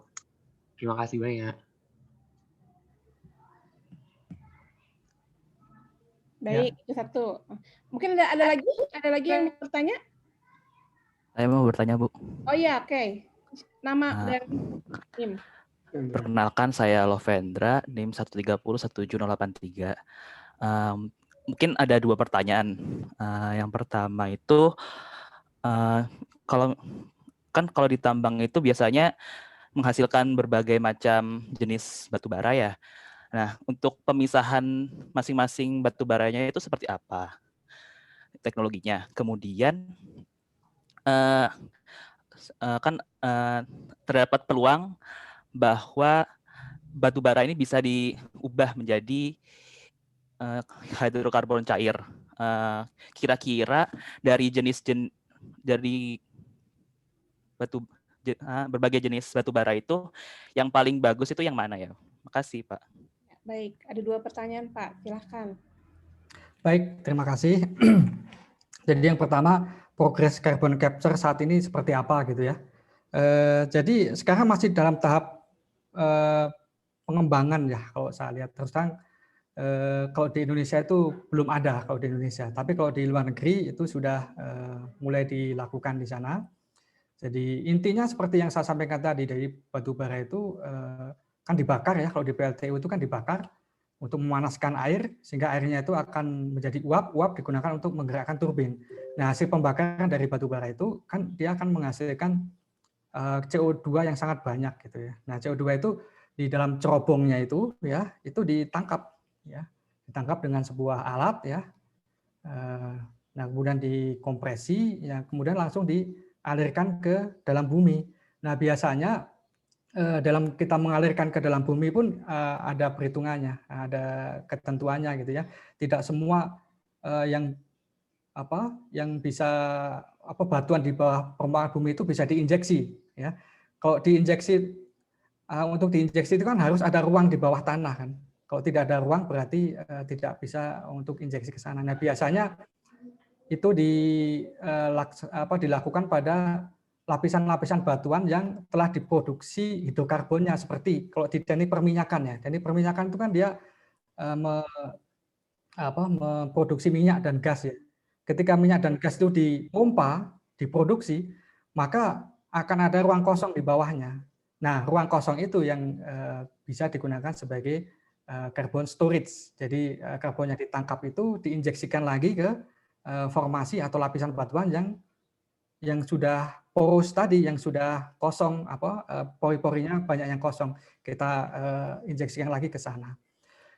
Nah, kalau di luar negeri itu sudah ada ya yang berhasil dalam tahap penelitian dan pilot project. Nah, kalau di Indonesia itu terakhir yang melakukan itu adalah rekan-rekan kita di teknik geofisika dan juga di teknik perminyakan. Kemarin ada sekitar 2 atau 3 tahun yang lalu itu ada kerjasama penelitian dengan Jepang ya mengenai topik ini, dan itu dilakukan di lapangan minyak di daerah Cepu ya, kalau tidak salah daerah Cepu di sana. Dan itu masih dalam tahap penelitian awal kalau di Indonesia. Jadi kurang lebih seperti itu statusnya, ya. Progresnya. Ya itu memang salah satu hal yang bisa mengurangi efek itu tadi, rumah kaca ke depan ya. Jadi memang itu tidak mudah juga, maksudnya tidak murah juga gitu ya, ada cost di situ, sehingga dalam hal ini juga hitung-hitungan ekonomi juga akan mempengaruhi gitu. Ya. Nah itu mungkin ya sedikit mengenai status carbon capture. Kemudian yang kedua itu pertanyaan adalah pemisahan batu bara. Jadi kalau menambang batu bara maka tadi kualitasnya ya materialnya akan bermacam-macam. Bagaimana memisahkannya ya. Jadi sebenarnya gini ya, kalau yang dimaksud itu adalah kalori, misalkan nambang batu bara kalorinya berbeda-beda. Nah itu biasanya jarang ya, jarang karena lokasi tambang itu kan sebenarnya kan relatif sempit ya. Kita nambang itu kan pada lapisan batu bara yang sama atau kalau tidak sama itu berdekatan. Jadi batu bara itu bisa berlapis, lapisannya bisa banyak gitu. Walaupun banyak, kalau nambang pun dia hanya pada lapisan yang dekat-dekat saja gitu, tidak akan jauh-jauh dari situ ya. Sehingga umumnya kalau dilihat dari peringkat batu bara itu akan sama, relatif sama. Dalam suatu lokasi itu akan relatif sama. Berbeda kalau misalkan nambang di Kalimantan Selatan, misalnya di kecamatan A, ya, kemudian satu lagi nambang di kecamatan B, gitu, lokasinya udah berbeda. Nah itu bisa berbeda ininya, kalorinya, ya, peringkatnya bisa berbeda. Namun terkait dengan pertanyaan tadi, bisa jadi bahwa dalam penambangan itu kualitasnya berbeda kalau kita lihat dari kandungan abunya. Ya, jadi karena apa? Karena kalau dalam satu lapisan batu bara, misalkan gini ya, gini lapisan batu bara ya, ini gimana ya?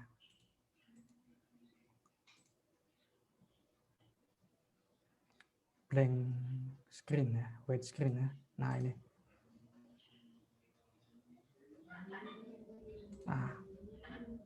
Nah seperti ini lapisan batu bara. Nah ternyata bisa jadi ya batu bara hitam semua, tapi bisa jadi di tengah ini dia ada sisipan yang ini tuh katakanlah 10 cm saja. Ini katakanlah ketebalannya itu 10 meter gitu ya. Ini 10 meter. Nah ini hanya 10 cm saja gitu. Nah dalam hal seperti itu kan kalau kita nambang bagian atas, kemudian nambang di sini, ini ketambang juga. Pada saat nambang bagian atas ini bersih, tapi begitu pada nambang bagian bawah dia kotor gitu. Nah dalam hal ini memang perlu pemisahan. Nah di situ kita ada ya, jadi ada pengolahan CPP-nya ya, coal processing plan-nya biasanya di setiap tambang batu bara itu. Jadi pencucian dengan metode pencucian batu bara. Jadi kalau memang ini sangat mengganggu sekali, ya, sangat mengganggu sekali dan menurunkan kualitas, maka biasanya ini dipisahkan material asing ini dipisahkan dengan metode pencucian batu bara. Ada itu di CPP ya, di coal processing plant biasanya seperti itu. Kalau batu baranya itu ada yang kotor, gitu. Jadi ada ya teknologinya. Dan itu dipelajari kalau di kami itu di teknik metalurgi, di pengolahan bahan galian. Gitu. Prinsipnya adalah dengan menggunakan densitas ya. Jadi batu bara itu kan densitasnya sekitar 1,3, rendah, bahan organik ya, rendah ya. Sedangkan material asing itu umumnya adalah mineral. Nah, mineral itu densitasnya jauh lebih besar ya. Batuan itu jauh lebih besar, di atas 2 ya. Di atas 2 sehingga sangat kontras sekali perbedaan densitas. Ya, berdasarkan perbedaan densitas itu dilakukan pemisahan di CPP, di coal processing plant-nya. Jadi itu cara pemisahannya dengan menggunakan memanfaatkan sifat batu bara yang densitasnya itu jauh lebih rendah dibandingkan material yang lain. Ya. Nah, kemudian yang berikutnya diubah menjadi hidrogen cair. Batu bara yang seperti apa yang cocok ya? Nah, tentu adalah kalau dari materi yang saya sampaikan, atau mungkin nanti juga Bu Winnie bisa menambahkan barangkali ya. Dari paparan yang saya sampaikan tadi, batu bara yang banyak mengandung masalah liptinit tentu akan memberikan keuntungan yang lebih baik untuk pencairan batu bara ya, karena proses dari pencairan batu bara itu kan kalau tidak salah kan proses utamanya adalah hidrogenasi gitu. Sedangkan liptinit, masalah liptinit itu dia sudah kaya akan hidrogen gitu ya, sehingga batu bara yang banyak mengandung liptinit tentu akan lebih cocok untuk metode pencairan batu bara tersebut. Barangkali itu Bu Winnie ya. Ada pertanyaan dari Ferdinand, tapi sebelumnya di chat ada pertanyaan dari Pak Haryana Suwito Mangun dari PPT. Ini dalam praktek bisnis umumnya, apakah mikroskop ini juga dipakai? Mikroskop yang tadi ya, gambar yang tadi Pak, untuk praktek bisnis. Ya, memang mikroskop itu apakah dipakai atau tidak gitu. Nah, memang sekarang kalau di kita itu kan sebagian besar batu bara sekarang itu kan sedang dimanfaatkan apa adanya ya, apa adanya secara konvensional gitu, dibakar seperti kayu bakar gitu. Nah, saya juga pernah mendapatkan komentar ya dari alumni ketika ke lapangan gitu ya. Sebenarnya ilmu masral batu bara itu nggak ada gunanya di sini gitu ya. Ya memang betul gitu ya. Kalau metode pemanfaatannya adalah seperti itu ya, dengan membakar seperti kayu bakar saja gitu. Cukup dengan menganalisis ke Tekmira atau di laboratorium untuk mengetahui kandungan kalorinya, berapa kalorinya sudah selesai, itu yang kita ambil gitu. Tetapi ketika kita masuk pada teknologi pemanfaatan batubara yang tidak konvensional, yang lebih advance ya, seperti mungkin pencairan gitu ya, kemudian gasifikasi, tentu kita juga akan melihat ke arah sana. Dan ternyata di Indonesia itu belum ya, industri gasifikasi dan pencairan di Indonesia itu belum begitu memperhatikan ke arah sana. Dan di Indonesia itu batubaranya sangat beragam. Jadi ada yang inertinitnya itu hampir 40% ada gitu. Sementara inertinit itu cenderung adalah batubara yang masra yang tidak mudah bereaksi gitu. Nah, kalau batubara itu didominasi misalkan kandungan inertinitnya sampai 40%, tentu itu tidak akan baik, tidak akan cocok gitu ya untuk gasifikasi maupun untuk pencairan gitu. Dan di Indonesia sangat beragam ya. Di Indonesia itu umumnya memang inertinit itu cukup rendah ya, kandungannya itu umumnya di bawah 5% gitu. Tapi dalam beberapa penelitian yang saya lakukan, saya temukan beberapa batubara di Indonesia itu yang tinggi kandungan inertinitnya. Di Jambi ada, kemudian di Kalimantan Timur juga ada ya. Jadi memang ketika nanti kita akan masuk ke arah sana, teknologi yang lebih advance ya, tidak sekedar membakar seperti kayu bakar, maka nanti komposisi masra itu akan menjadi hal yang perlu dilakukan gitu ya. Itu yang. Nah, kemudian juga kalau saat sekarang ya, memang kalau mikroskop itu sekarang lebih banyak untuk penentuan reflektan ya, untuk penentuan peringkat, biasanya di industri perminyakan itu. Jadi mereka kan sangat advance sekali ya untuk menentukan tingkat kematangan bahan-bahan organik di dalam batuan ya, di bawah permukaan bumi ya.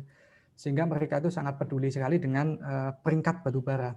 Tidak kalau batubara itu kan bisa dengan kalori ya, kita tahu kalorinya berapa. Tapi kalau kita eksplorasi minyak bumi itu tidak bisa dengan kalori gitu ya. Karena kita berhadapan dengan batuan yang banyak sekali mineralnya, pasti kalorinya sangat rendah sekali dan tidak bisa dijadikan ukuran gitu ya. Sehingga biasanya itu dilakukan dengan pengukuran reflektan vitrinit untuk menentukan kematangan bahan organik dalam eksplorasi minyak dan gas bumi. Dalam setiap pengembangan itu ya, eksplorasi maupun produksi minyak dan gas bumi itu selalu ada yang namanya kajian petrografi batubara dengan menggunakan mikroskop tersebut gitu. Jadi mungkin sekarang itu aplikasi mikroskop lebih banyak ke arah migas ya, industri migas. Tapi tidak menutup kemungkinan ya ketika nanti kita dituntut untuk mengembangkan diversifikasi pemanfaatan batubara, maka penggunaan mikroskop itu akan menjadi lebih luas lagi. Ya, baik Pak, terima kasih. Ada pertanyaan juga dari Ferdinand, silakan Ferdinand Gary. Oke, terima kasih Pak Bu sebelumnya. Saya mau tanya kan kalau misalnya dalam suatu proyek pengerukan atau penambangan batubara ini kan suatu saat bisa jadi kandungan batubara dalam tanahnya itu bisa habis. Nah itu ketika udah digali bermeter-meter kedalamannya itu nantinya tuh bakalan dibiarkan begitu saja ketika proyeknya sudah habis atau bakal dilakukan pemulihan atau rehabilitasi seperti itu. Dan mungkin sebelumnya pertanyaannya kayak seperti dalam memulai suatu proyek penambangan itu, kira-kira dari pihak yang mempunyai proyek itu tuh sebenarnya dia memproyeksikan penambangan ini akan dilakukan berapa tahun ya, berapa lama gitu. Mungkin itu pertanyaannya. Oke, ya, silakan. Ya, jadi yang pertama itu kan kalau kita menggali sudah bermeter-meter digali, apakah dibiarkan begitu saja atau bagaimana begitu ya? Jadi sekarang itu sudah ada ketentuan ya. Mungkin ini berbeda dengan yang sebelumnya ya, zaman dulu ya. Sekarang itu sudah ada ketentuannya. Jadi sebelum kita akan mengajukan penambangan batubara, kita harus sudah menyertakan laporan atau laporan rencana reklamasi. Jadi ketika penambangan batubara itu sudah selesai, itu mau diapakan bekas lahan tambangnya gitu. Nah itu harus sudah dilakukan sebelum dilakukan persetujuan produksi batubara, itu sudah mulai diterapkan peraturan tersebut. Memang kalau sebelumnya itu tidak ya. Jadi makanya kalau kita lihat di Kalimantan Timur, Kalimantan Selatan itu banyak sekali lubang-lubang yang ditinggal begitu saja gitu. Nah sekarang sudah ada kewajiban ya. Walaupun sebenarnya di awal dulu memang harus ada kewajiban ya bagi perusahaan tambang batubara itu untuk mengelola lahan bekas tambang, tapi tidak begitu detail ya. Sehingga ya ada banyak sekali kelemahannya dari sisi peraturan, tapi sekarang sudah cukup bagus ya di Kementerian ESDM sudah banyak instrumennya sebelum dilakukan pemberian izin ya. Jadi sekarang sudah ada syarat backfill ya, backfilling ya. Jadi kalau kita mau melakukan penambangan itu misalkan ada penambangannya itu memanjang begitu ya, memanjang gitu. Nah, kita menggali di satu ujung begitu ya. Nah, kita bertahap ya, bertahap ke ujung yang lain. Nah, ke ujung yang lain itu nanti jadi gini, susah kalau nggak gambar ini susah ya. Gini ya. Nah, ginilah. Ini dilihat dari atas ya. Nah, ini dilihat dari atas. Misalkan nambang daerah sini, ini ditambang dulu. Nah, begitu ditambang, materialnya dibuang misalkan di sini, ditumpuk di sini gitu. Nah, ini kan lubang yang pertama. Nah, pada saat melakukan penambangan yang sebelah kanannya, wajib melakukan backfilling. Ya. Jadi material yang digali itu ditimbun lagi di belakangnya. Ya. Kemudian material yang di sini digali, ditimbun di belakangnya. Yang di sini ditimbun di belakangnya. Ya. Jadi istilahnya adalah backfilling. Jadi ke depan di Indonesia itu dari penambangan yang sudah ada itu kita akan jarang menemukan lubang-lubang lagi yang ditinggal begitu saja. Gitu. Karena sudah ada kewajiban untuk backfilling. Gitu. Nah itu untuk yang lubang bekas tambang ya. Kemudian yang kedua apa ya? Lupa saya tadi. Proyeksi penambangan itu biasanya berapa tahun ke depan gitu ya Pak? Proyeksi penambangan berapa tahun? Yaitu sangat tergantung sekali dengan jumlah sumber daya dan juga cadangan batubara yang ada di IUP atau di izin usaha pertambangan. Jadi kita kan biasanya kalau di eksplorasi ya, tahap eksplorasi kita mendapatkan izin IUP eksplorasi ya. Nah, di situ kita lakukan pengeboran gitu ya, kita mengetahui kedalamannya berapa, ketebalannya berapa, luasnya berapa, sehingga kita bisa menghitung berapa jumlah batubara yang ada di situ. Nah, dari jumlah cadangan itu kita bisa memproyeksikan berapa tahun, tergantung tingkat produksinya sebenarnya. Nah, tingkat produksi itu kan disesuaikan dengan permintaan pasar. Nah, kalau misalkan batubara di sini kualitasnya seperti ini, ditawarkan ke pasar. Nah, pasar kemudian meminta, ya ada minta misalkan 1 juta per tahun gitu. Nah, kalau 1 juta per tahun permintaannya, kemudian cadangannya katakanlah ada 50 juta ton, ya berarti bisa 50 tahun gitu. Jadi tergantung sekali dengan pertama jumlah sumber daya dan juga cadangan di bawah permukaan bumi, dan yang kedua adalah permintaan. Jadi batubara itu banyak yang minta atau tidak gitu. Nah kalau misalkan minta ada yang minta sampai 2 juta ton per tahun gitu, ya berarti bisa 25 tahun gitu. Jadi tapi sebenarnya itu dibatasi oleh izin ya, izin usaha pertambangan itu ada batasnya. Biasanya adalah 1 kali 10 tahun ya. 1 kali 10 tahun dan biasanya bisa diperpanjang beberapa kali gitu. Jadi itu. Ya, baik. Mungkin itu ya, Ferdinand. Baik, ada pertanyaan lagi? Tadi ada yang ngacung, siapa? Ya, Nanda silakan.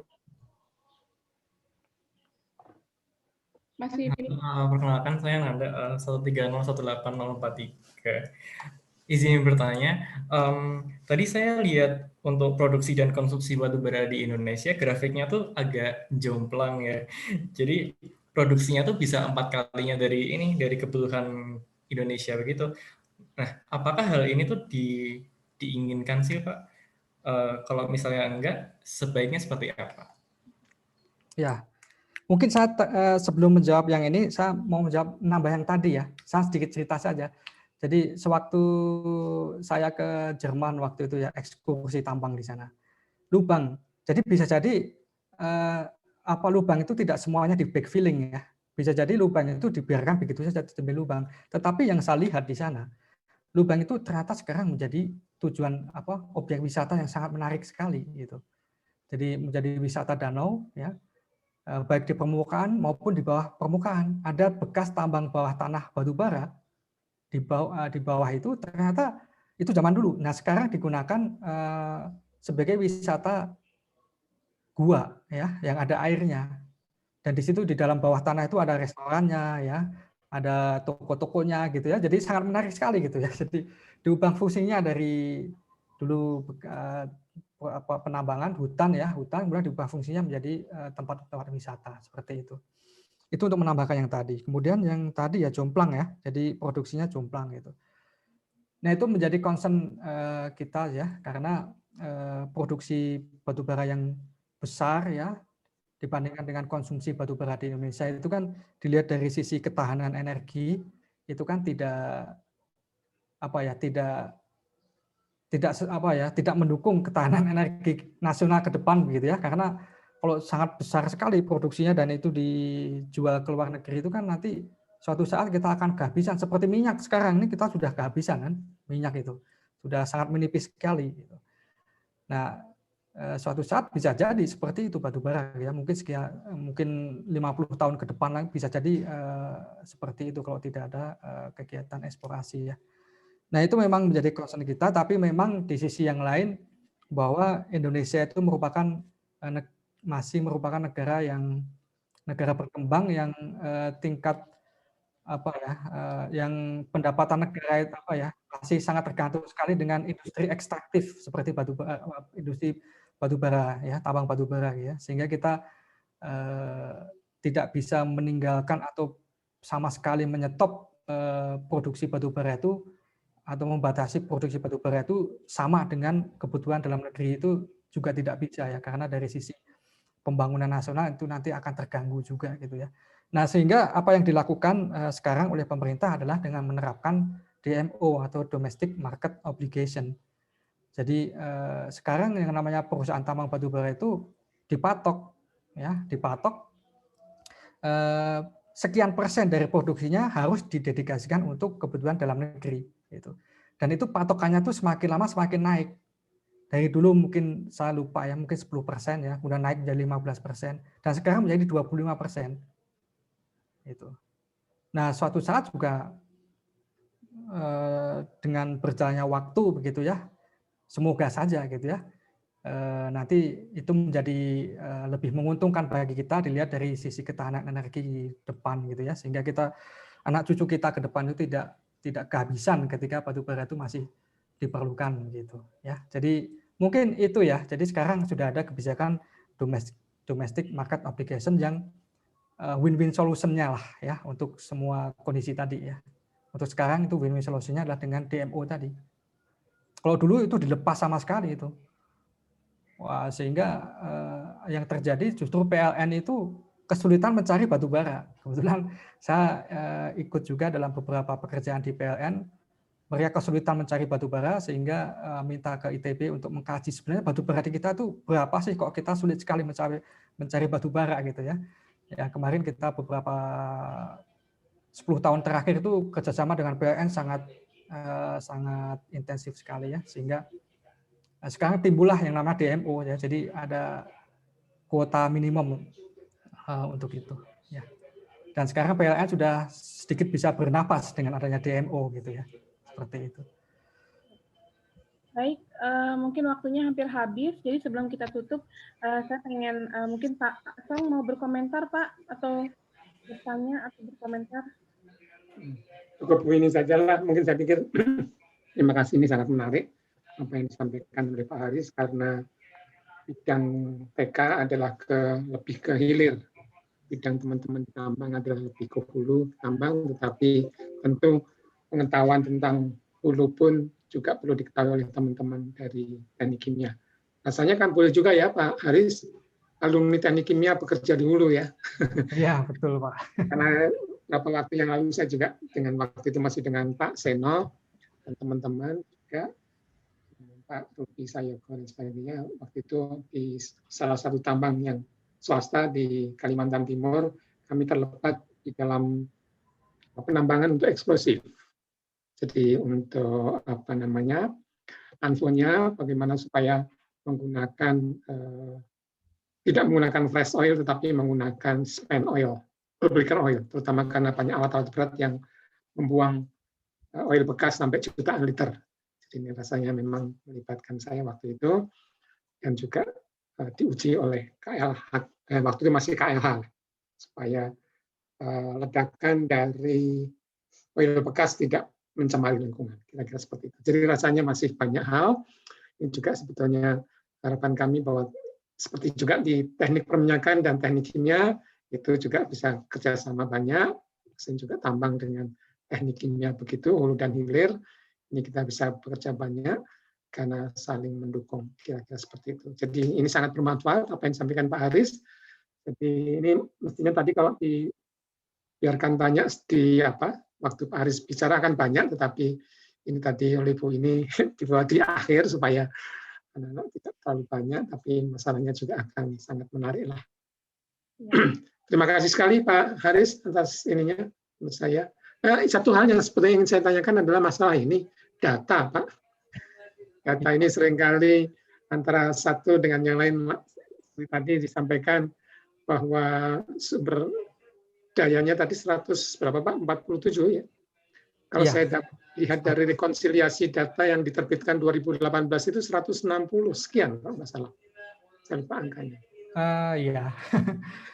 Ya memang kita juga berhadapan juga dengan data yang tidak konsisten juga Pak ya, karena memang sumber datanya dan juga jumlah datanya berbeda-beda Pak antara satu lembaga dengan lembaga yang lain. Kita juga ada jumlah batubara itu yang diterbitkan oleh APBI Pak, Asosiasi Pengusaha Batubara Indonesia. Nah itu beda lagi gitu. Tapi yang saya kutip itu dari pemerintah saja Pak.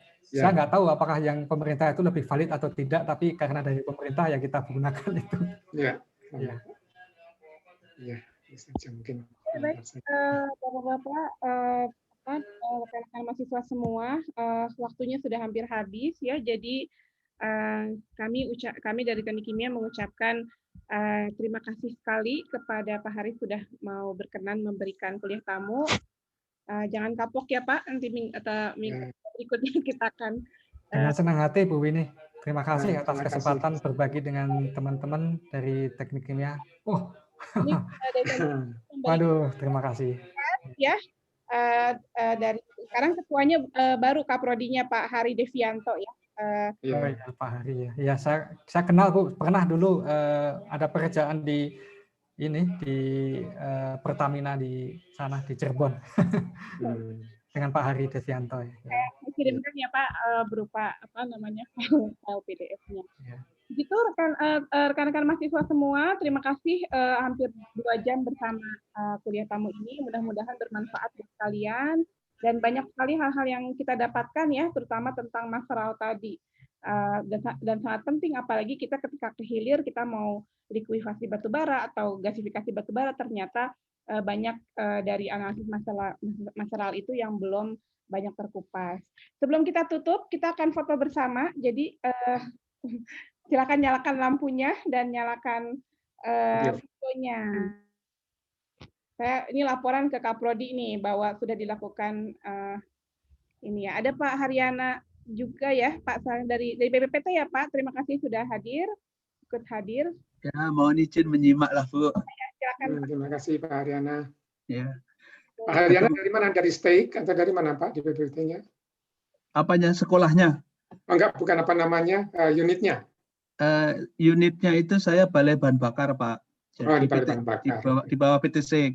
Tapi PT SIK, ya. Ya, saya berkecimpungnya di hilir mensupport kalau batubara itu bagaimana kalau dibakar. Saya mengoperasikan ya memakai alat SEM, EKRD dan TGA gitulah untuk batubara. Ya, dengan Pak Hari ada Pak ya? Iya, Hari Yuris ya. Ya. Banyak teman lagi lah gitu. Ya mumpung kosong ikut nyimak lah, mohon izin gitu. Silakan Pak. Oke, baik, sudah ya semuanya. Wah, ada yang background-nya kelas ya, jadi kangen kelas ya. Ini siapa nih, Rashid background-nya. Ada yang laptop biru ya. Waduh, kangen semua kita ya. Kita foto ya sama-sama ya. Ini ada tiga page. Satu yang page pertama, 1, 2, 3. Oke. Yang page kedua, daftar. Ini masih belum ada fotonya. Ya, 1, 3, dan yang terakhir. Ayo yang belum buka fotonya, silahkan kita buka fotonya. Oke, terima kasih semua. Sampai ketemu lagi minggu depan di kuliah yang sama. Minggu depan kita kuliahnya seperti biasa ya Pak ya, kuliah. Ya, Bu Winnie yang mungkin siapa saya nanti. Oh ya, kita diskusikan ya. Bu Winnie dulu. Ya, nanti kita bicarakan lagi. Ya. Baik, Terima kasih Pak Song, terima kasih Pak Haris, terima kasih Terima kasih sekali. kembali, Terima Pak. kasih Pak Kita Haris. Ya, terima kasih kembali Pak. Assalamualaikum. Ini terima kasih. Mohon izin. Liv. Ya, terima kasih. Pak. Assalamualaikum. Waalaikumsalam. Baik, saya matikan ya. Terima kasih Pak Song, Pak. Terima kasih Bu Winnie, Pak Terima kasih, Bu Indra, Winnie. para mahasiswa.